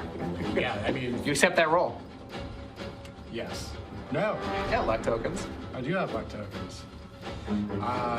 So, Elarius thinks back To his childhood. to his childhood, training in the verdant forests with his father. And there was a time when they were just sitting at the top of Forest Ridge, watching these young owlbear cubs playing, wrestling, play fighting for dominance. And there was a lot of chaos. And the lesson was interpreting that chaos, anticipating where one of these creatures might move, and bringing forth that memory to these wild beasts as they rampage around. He alters his aim to aim where he thinks the creature will be as opposed to where the creature is. Roll it. There we go. There it is. 19. Plus some 23. stuff. Yeah, great. I'll take that. That's going to be 11 points of damage. 11 points of damage. Yeah. Which one? This thing just pierces this thing in the back and. Ooh, nice. So tough, but not so healthy, I guess. Ah. A well-aimed shot, taking out these strange Blood Roc creatures. Okay, so now Gwar sees this Oh, creature. you're at advantage, right? We did. Oh, you used it? Yeah. Oh, okay, sorry. He re-rolled it. He had to. Oh, Yeah. yeah. He got an 8 and a 4 and then a 19. I didn't even notice. Yeah, I was in the zone. In the zone because you got some I cool was treasure reading- that's just yeah, there. I was reading the treasure that I eluded. So Gwar is, protecting the stones. Let's see if he can avoid this hit. We'll say this monster's still caught up. And Okay. This guy needs to roll a 14 or better. And he does. So starts clawing into Gwar. His tough skin is finally weakened. Tearing it up. I'm gonna. So can I double move while maintaining the spell, or does Well, that let me see if this count dog as gets the out. action? 14, yeah, he's still held in by the vines. Wait, what was my last? No, it's the last cast. So whatever I rolled last time was a 20. I think okay. dirty 20. Sure, 30-20. Okay, yeah, That's fine. But anyway, Make wisdom checks. Oh, you two others. 20, 30. 9. Okay, you start seeing these figures slipping away from the tents. Look, Tanithil. My goodness, do you see that? I see those monsters attacking Gwar. There are rats amongst us. Who freed the monsters? Let's see, he needs to roll a 12 or higher. Rolls a 10. That was. Let's focus on what matters here. The camp is under attack. Our camels, our tents, everything. You're either with us to help us, or you're a problem. There's a third option. A blind fool. All right, so I'm gonna. Can I double move while maintaining? How does that work? Yes. Does that count as an action? I think you I can. can't take an action while maintaining focus. I know that, but can I double move? Sure. All right, whatever. I'm gonna try and haul ass over here. So I can get about here, I guess. That's a move. This is one move. Yeah. Oh. All right, so. Yeah, we'll call that 2 moves. You're right. Okay. It's a big map. Right. These are tents, not 5-foot beds. Right. Okay. So I'm trying to get to this creature. Okay. With the vines. Yeah. So. Okay. So I maintain the vines on whoever's. Both front. of them. Both of them. Yeah. Maintaining vines Okay. and moving. Yeah. Okay. Elarius, he's pulling up. So 16. See, hits. That's his AC. 16. Barely. Actually, to hit, that's 18. Even better. Yeah. That's going to be 8 points of damage. Damage. One. I'm assuming this one here. This Yep. closest to Gwar. Yeah. Yep. Frah! Okay, so let's see if these creatures can break free. What's your? Is this roll that they have to break now? Yes. So that's like a 15, I guess. 15. Okay, they need a 13 or higher. Nope. These vines are holding these creatures down. Gwar's. He's repositioning himself away from these creatures. My stones are strong, but those vines are stronger. Who's in charge of that magic? Gwar, it is I. He's looking over, seeing all the elves do their best, but he pinpoints that, yeah, you're in charge of this magic. And I'm just looking at him directly, very, very, no kind of, it's our first time meeting, but very boldly staring at Gwar. You have a power that rivals my stones. At least the right place at the right time. And he gives you. It is an honor to hear such a thing. Now watch this drive. Do you guys know that meme? No. Oh, all right. I'm sure somebody does out there. Yeah. All right, so I'm gonna move over here and take out the potion of extirpation that I've looted from Tanithil's belongings. Tanithil, you may be of some use to us yet. And as I uncork the potion, it starts protesting loudly. What are you doing? This is not the right thing to do. You can't pour me here while I don't... It's just, yelling and... from this skull bottle. And it says, no, don't put me on him. He's not worthy. He doesn't deserve such a fate. And I'm gonna dump it on this monster, which is immediately removed from reality. It just spaghettiizes away like, and just like into a void, into nothingness. Just. And as the potion sinks into the ground, it's like, how could you have done such a thing? That was so horrible, and well, then pay for all your days for your sins. Just kind of dramatically yelling at me as it sinks into the sand. The cracks in the rocks. See how many uses are on this thing. Oh. I'm gonna give you disadvantage on the D4 roll here. You have 2 uses, so 1 left. No. Very nice.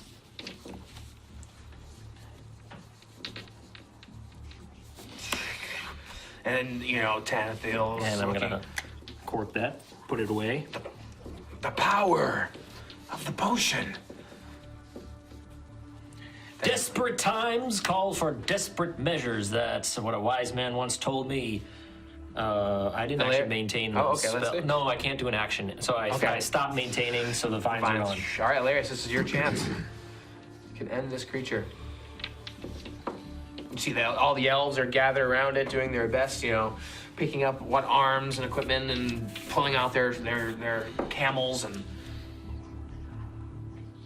causing a ruckus. Elarius recognizes that they have the upper hand. Stowe's maneuver. Draws his longsword. Looks at the etching Fazoon. Glares at Loric. And then starts charging towards the east. Go for it. Can I make an attack? I know I'm... Yeah, I'll give it to you. Still with advantage, or? Yeah. So with the longsword, that's 19. And that's gonna be just 2 points of damage. 2 points of damage.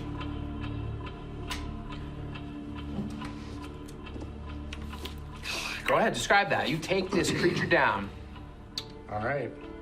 So leveraging that inner pain and angst and hatred and a little self-loathing for consistently being too late for his friends and his fellow soldiers, he grimaces as he plunges the longsword hilt deep through the creature's midsection.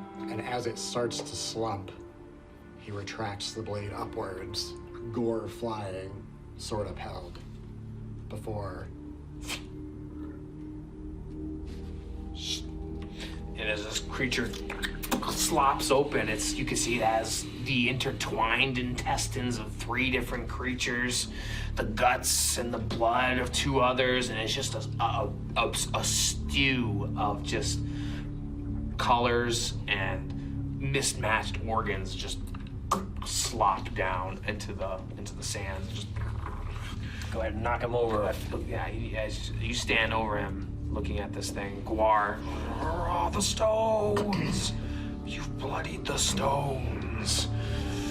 This is a grave omen. And you know, everything kind of settles down as these 3 creatures, you know, fall to the ground, and you know, Tanithil, you know, settles everyone. You know, unofficial leader. It doesn't seem like there is a leader here. It's just Tanithil seems to have taken the one, you know, that step up as the one to settle it.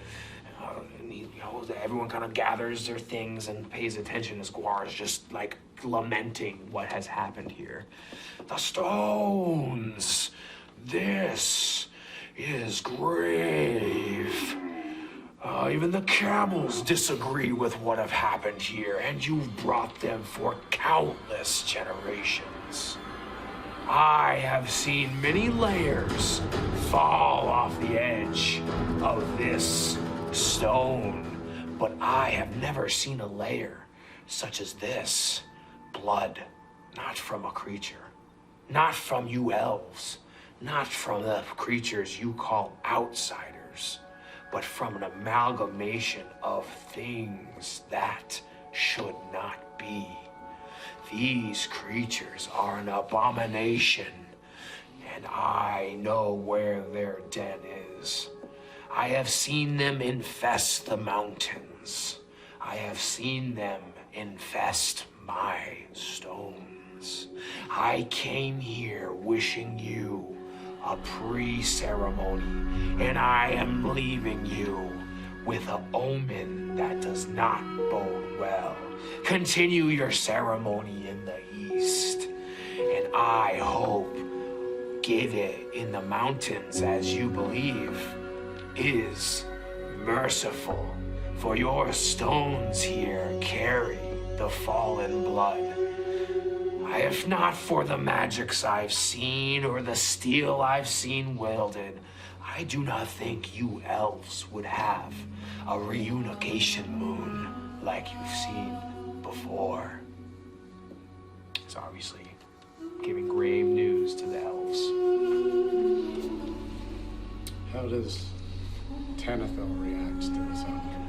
You know, he's got that like smile. He just never drops this wry smile. Just, you know, he drops his head, but he's just like grimacing, as if like he's accepting what's going on, and he's like pleased with how this is unfolding, but he's shameful. He's hanging his head, and the other elves, you know, are looking around, and they're kind of very in disarray, and they look to you guys as, you know, they look to Tanithil, and they look to you guys, and they kind of go back and forth. What do you do?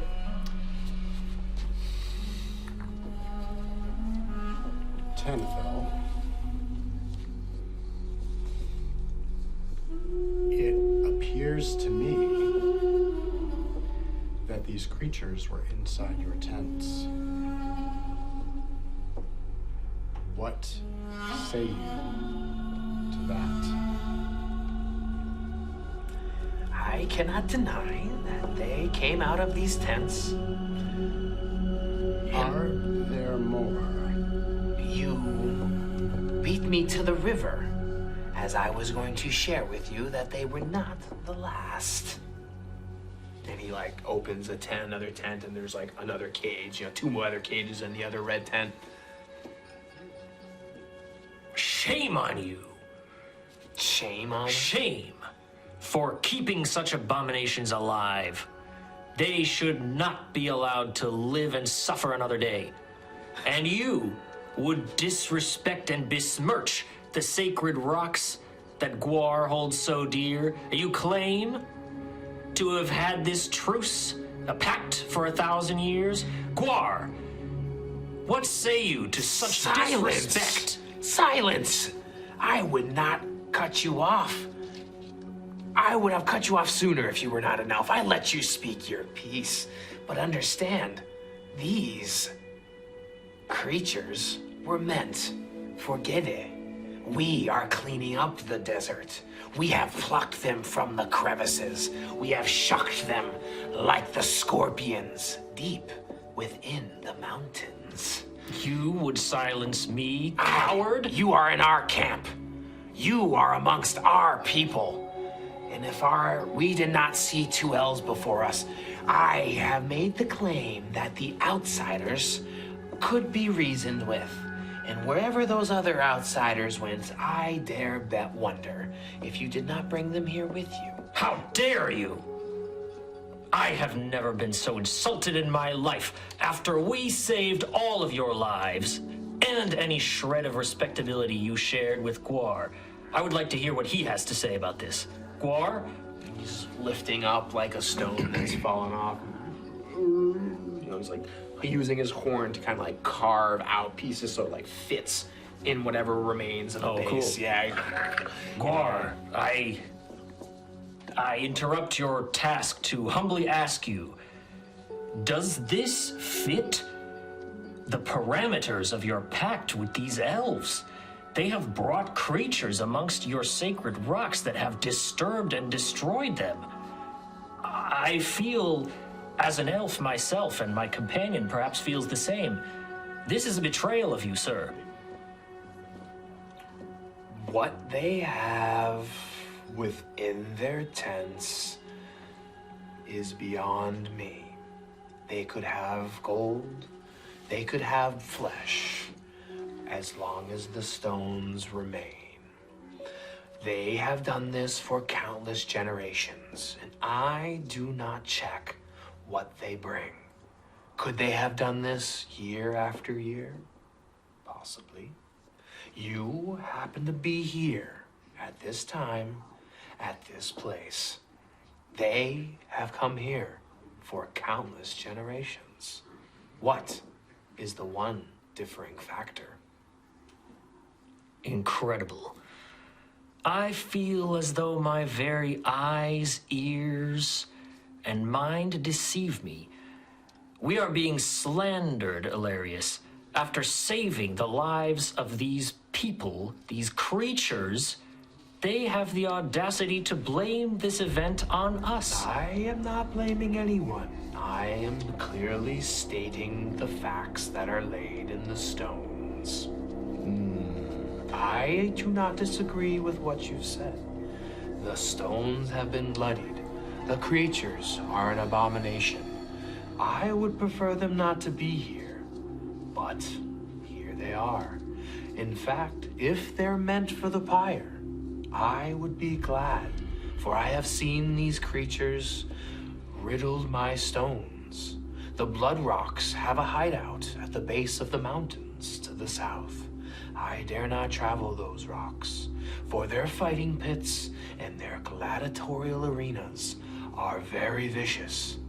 Every creature that survives a battle takes a piece of their fallen. He looks at the creatures you see before here. This has been going on for as long as these elves have come here. One burns things, the other salvages them, cannibalizes them, reuses them.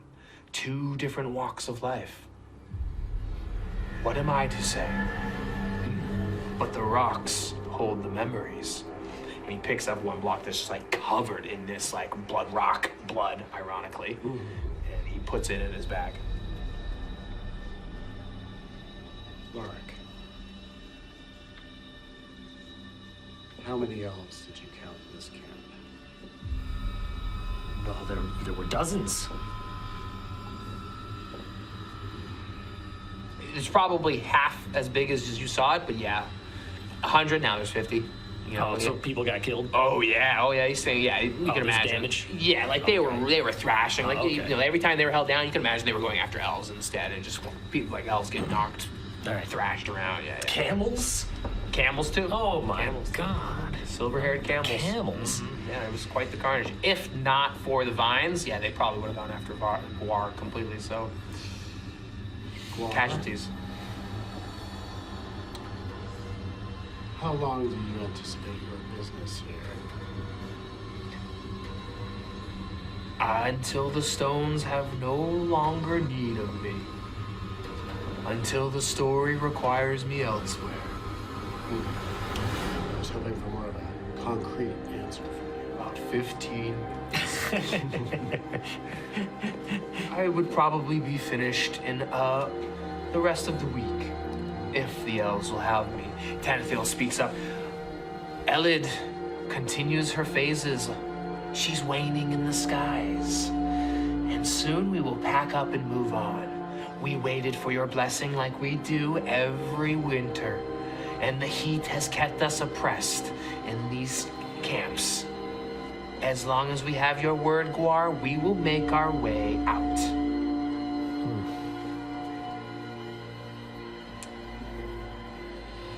Seems to me, Elarius, that we have a few choices that could be made. So perhaps we're talking to ourselves over by the dead body of the the beast, the slain beast.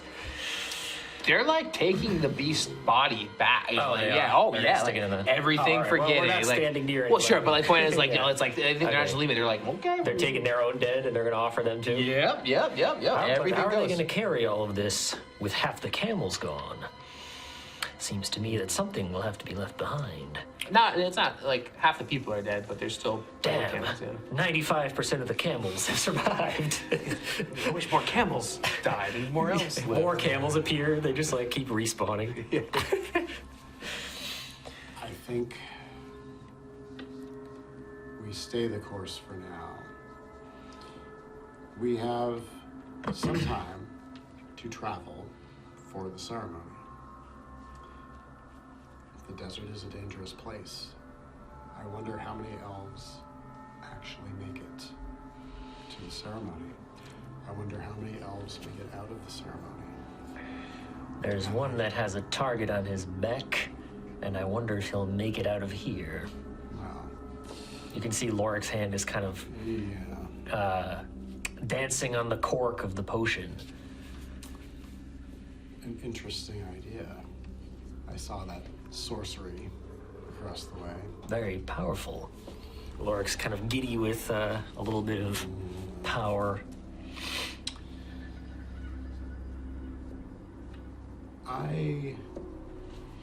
And you can see there's like a wrathful, kind of vicious glint in his eye. He's not crazy, but he's got a little Rage. yeah. He's got a little. I feel that for Loric, yeah. What you choose to do with that is your own volition. But I propose, after the ceremony, I think we put an end to this cycle. And at this, Elarius will finally relax and take his hand off of the longsword hilt. Wood Elf, you have a calm presence to you. I'm itching for a bit more of a fight. But I think there's been enough bloodshed for one afternoon. Maybe we'll save it for next time. The battles always continue. Spoken like a soldier. And with that, it seems that we are still, despite the snarkiness, it seems like we're still at least welcoming camp. I mean, is that a fair assessment here? I feel, as I've been thinking, how would this move forward? Let's, 10 minutes go by, half an hour, 2 hours go by. What would be the proper course of action? And I feel like there's this vibe of like, we knew it all along. Like, our camels don't lie. Like, you have fraternized with the enemy. You could be with the enemy. We should have turned you away when our camels smelled the smell of presumably one of our enemies out there. The gnolls, the wargs, that's this whole thing.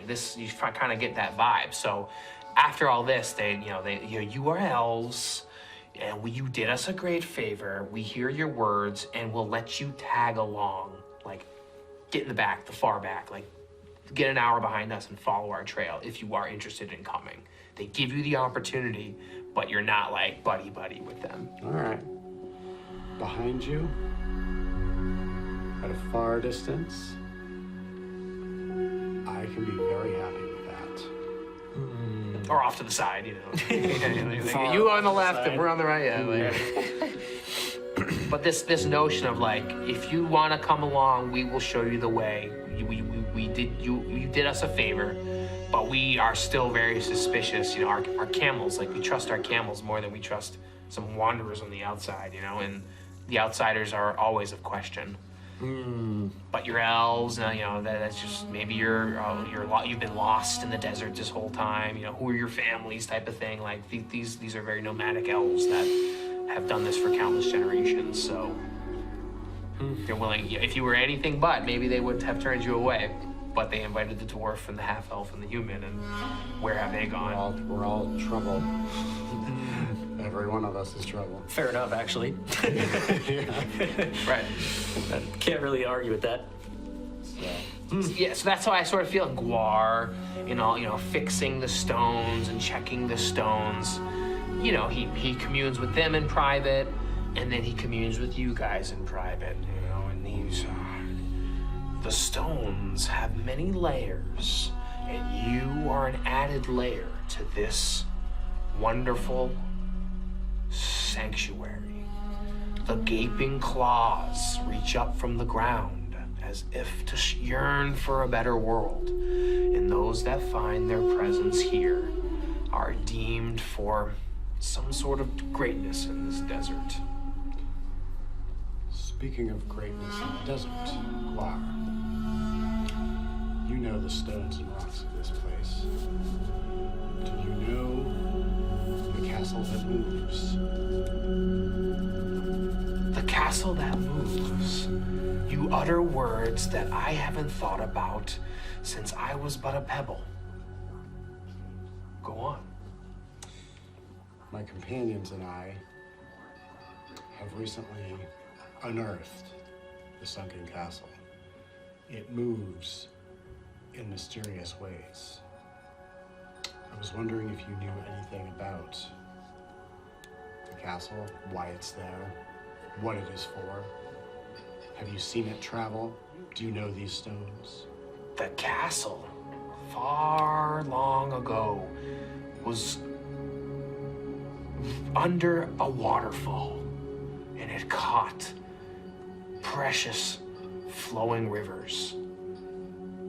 A battle took place in which a very powerful figure turned and did his best to defend himself. It became his prison. This was something long ago that influenced the warriors that fell with him. They were loyal, like dogs, to the end. What became of the castle had sunk further and further into the ground.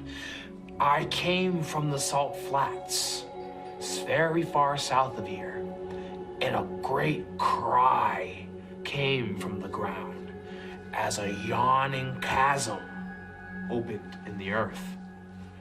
Some time ago, before this season, you get the feeling it's right when the castle was elevated, as if the grounds themselves have shifted and tore open this chasm in the Salt Flats. It is a scar, but like some scars, they show birth. They show life being ripped out. So like a scar that remains on a body, these things may yield a new life on this desert. But I dare not go in the chasm myself, at least not now. I know I will when the story requires me to. But in that chasm, I dare not find what lives in there, if something does live. Thank you, Gwar. I'm familiar with some of this story. We share that. One more request. I know that you are busy tending the rocks. But should you encounter any of our companions, those who were with me before, just let them know that we were here. I will do, and before I leave, I want to, and he rummages in his bag. For you, he pulls out this rock, and it has these layers stacked in very specific patterns, but they seem to make a flame, like a fire sort of emblem. This one speaks to me, and it calls your name. You carry a fire about you, and perhaps this stone will give you the ability to calm yourself, as cool as a stone when the time is right. But I see about you a strong power, one that I called out as being one of great strength, very, very pertinent here. But I feel like the hot desert sands, they can consume more than they save. Well, words to live by. Thank you. You will find it when the story calls for it. And he starts going 10 back to the stones. Do you travel with them to the east? Yeah, I think we keep a respectable distance. I think we go with them. Always wary, never trusting, as they are of us. welcome to the Black Sand Deserts. Starts heading back up, trudging. Seems to have more private words with them, and every time he's talking with them, you see that the elves like look towards you guys and look back. They look to you guys, and they look to like the north as well too. It's like they seem to be asking Gwar about something to the north as well. Perhaps alluding to Arventa or the places that you've sort of shared with them as well. And then they part ways as Gwar continues to trudge along the sands as he's going from like, obelisk to obelisk, like checking and putting his hands on them and checking the layers and just kind of like taking a minute to feel the stories within each of the stones. So what do you want to do? Well, I think that's it. I mean, just Loosely, time goes by, a day goes by, they start packing up. Like, you guys want to? Yeah.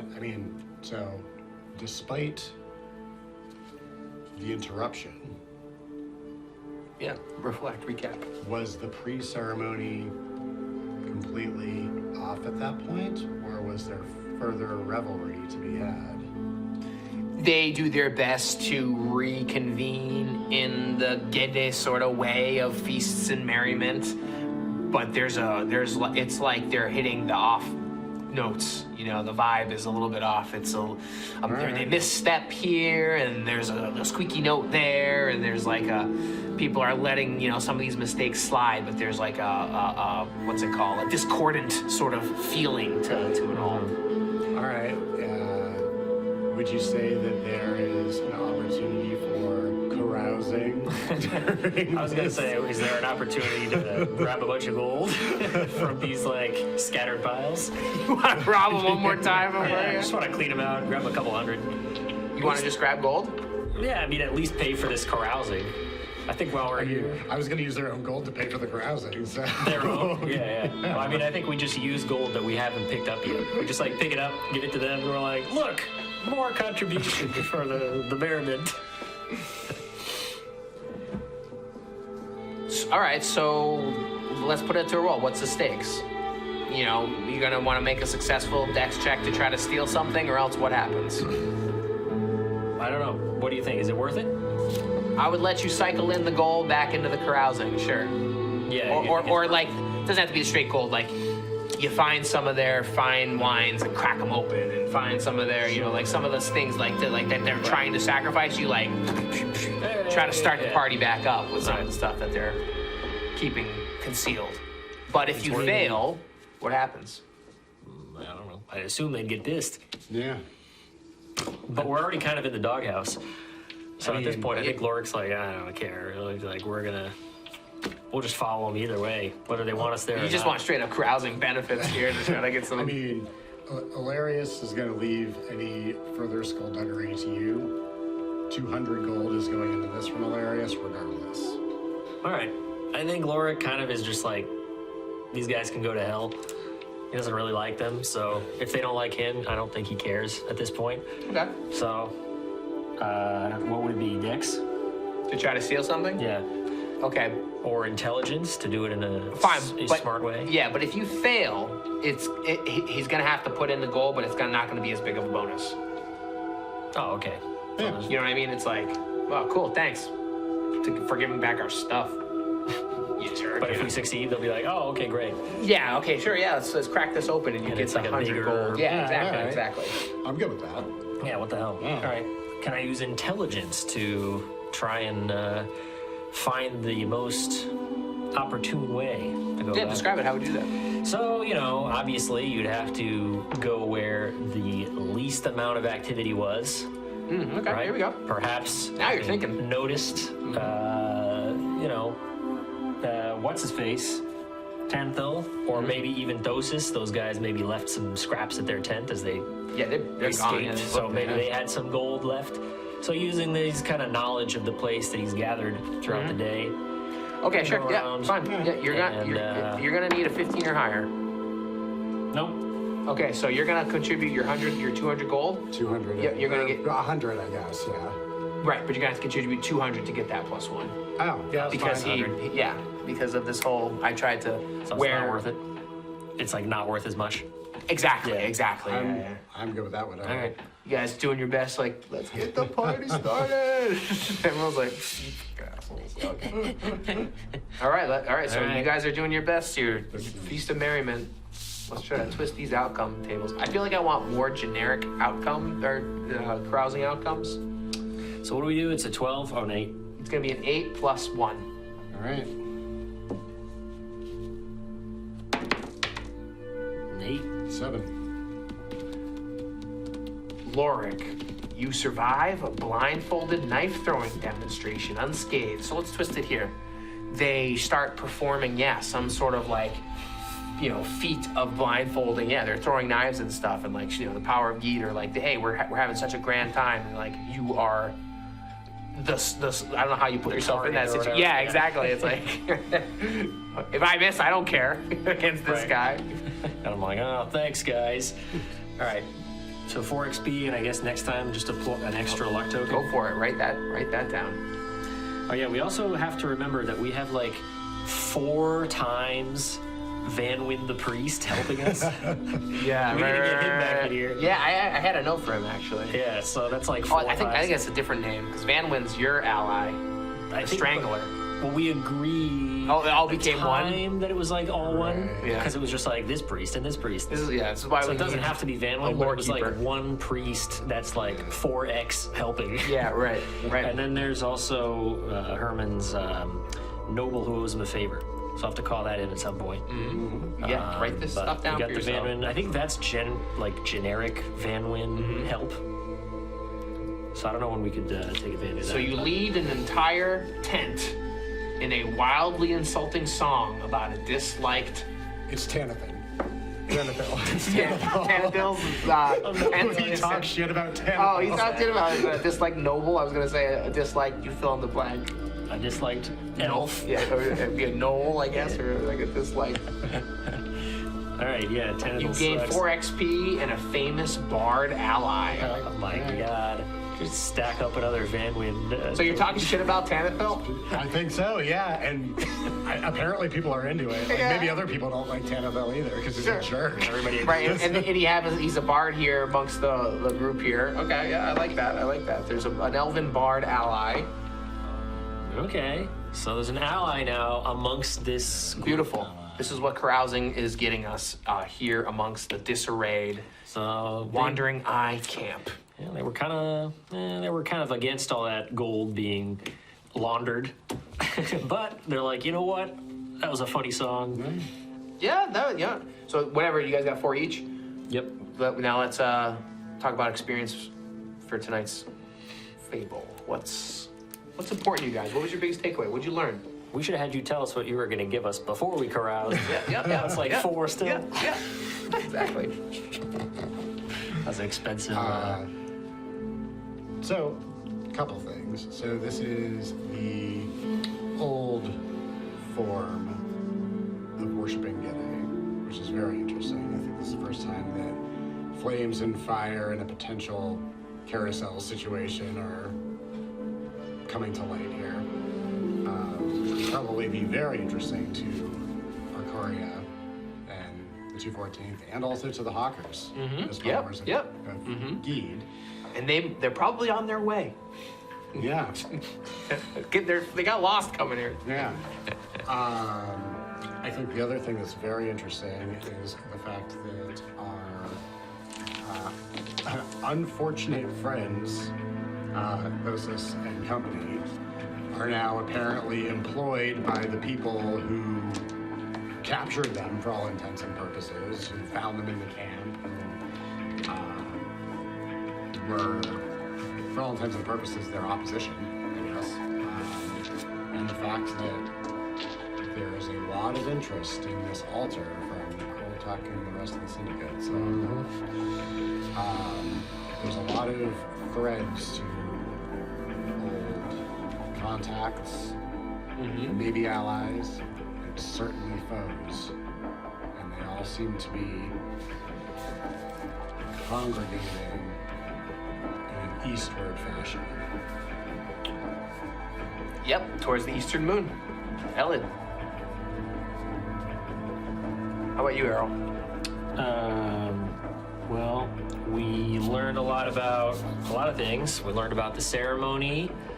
We learned about new places on the map, new details, about various little areas here and there. Apparently there's a chasm that opened up. Chasm? Where the castle was? South of it in the Salt Flats. Way south, yeah. Oh, like way south? Ish, yeah. I thought that was where the castle was. No. Seems like when the castle came up, he was further south and like a chasm like opened up. So like maybe something happened. Something, yeah, like shifting. displacement. Yeah, exactly, Yeah. exactly. Oh, sinkhole type of thing? Something. Okay, great. So there's a chasm. We learned a lot of stuff. I thought it was actually the same spot. So interesting. Okay, so yeah, I think also, Loric putting different skills to use, testing out his new personality, putting his skills to use in a very different way, more of a charismatic, kind of way. But also not being afraid to employ drastic measures against his adversaries in the form of this potion that he acquired. Yeah, that was Very dramatic. Clutch find. Yes, and That could have gone south, yeah. I don't know if you guys would have been able to save Gwar, if not for that potion. well, I don't know if Loric would have cared. Alarius Sure, no, might yeah, have felt that more, would have been very interesting to see unfold. right. But all that being said, so I think pretty big outing for Loric, and as well for Elarius, pulling off all those sneaky stunts and heists and timing and everything like that was Right. all pretty smooth. So I think a good outing for both of them. I will also make the note on a character development perspective. Great. This is the first time that Elarius has shown blatant disregard for his own safety Yeah. as a result of the trauma he has collected. By charging in there to not be late to save Gwar. Perhaps Very nice. solidifying him as a stronger ally.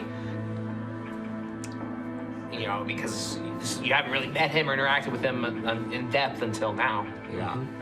I think the other thing that's very interesting to me is that Loric and Elarius, with both of their personality terms, are kind of like, there's a very interesting dynamic happening there as they both become sort of like embittered and distrusting of the world around them. Yeah, right. I am appreciating. Yeah, like almost, it was like the tension that maybe would have been there.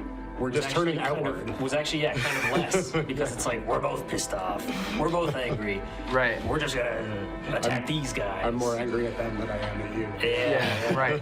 And Yeah. Loric's just kind of like, I don't know, magically burned in a way. So he's like, Right. yeah, but yeah, not taking it out on his only ally. Right. Right. Interesting. Yeah, Because because things you could go south later. Who would be knows, upset at him for not saving Tazun. Yes, that's where that glare came from. Right. Yeah. But yeah, well, I guess Loric wouldn't really care Yeah. Exactly. necessarily. Exactly. He's just like, whatever, dude. Right. But That's what hurts him even more. Well, not to put words in his mouth. Yeah. But that's interesting to see unfold that you guys are sharing that bond in this situation. they really hadn't thought they're both kind of like just generally pissed off and like tortured now. So they're Should like, we kill all these guys? Yeah. yeah, you're kind of both Yeah. like, we want to kill him. Right. It's stories to play out. So 4 experience because of your carousing. So I'll give you 0.5 experience for your. You son of a bitch. Wait, we're rounding up though. Yeah, no. That's how I ShadowDark just know you works. needed 5 experience. No, I'll give you 4 plus 2, 6. Okay, yeah. Delightful. Thank you Yes, so which much. gives Hilarious the bump in level. Thank you, Dark Master. Yes, exactly. So you guys have been in this Wandering Eye camp. You've learned about this ancient Dede ritual that seems to be happening in the east. Elid, the brown, the moon that's waning in the sky seems to signal something related to these Wandering Eye elves. Gwar, the keeper of the stones, has given you some sort of omen that the blood that has been shed here, the Blood Roc blood, comes from these twisted creatures that have been fighting in gladiator pits and assembling fallen creatures, and they seem to be infesting the mountains that Gwar and others hold dear. And it seems even more so, there's other types of infestations in the mountains. That of the Preservation Syndicate that seems to have enlisted other thieves that have come across from the old world as well. And you keep coming across them in various times, in various places. And who knows, perhaps their Weasley little heads will pop in once again in the future. But that, my friends, is a fable for another table. Hey, thanks so much for enjoying this chapter of our ongoing fable. If you liked what you saw today, go ahead and click that like button. If you're curious about what happens next, subscribe to our channel so you don't miss an episode. And if you really want to support us, you'll share this with your friends or gaming group. Maybe you can discuss different character motivations, or the arcs that are unfolding, or even GM tactics or responses to how the game emerges. If you're looking for a gaming group, we want to offer you an open table invite. All you have to do is quest to the little state of Rhode Island.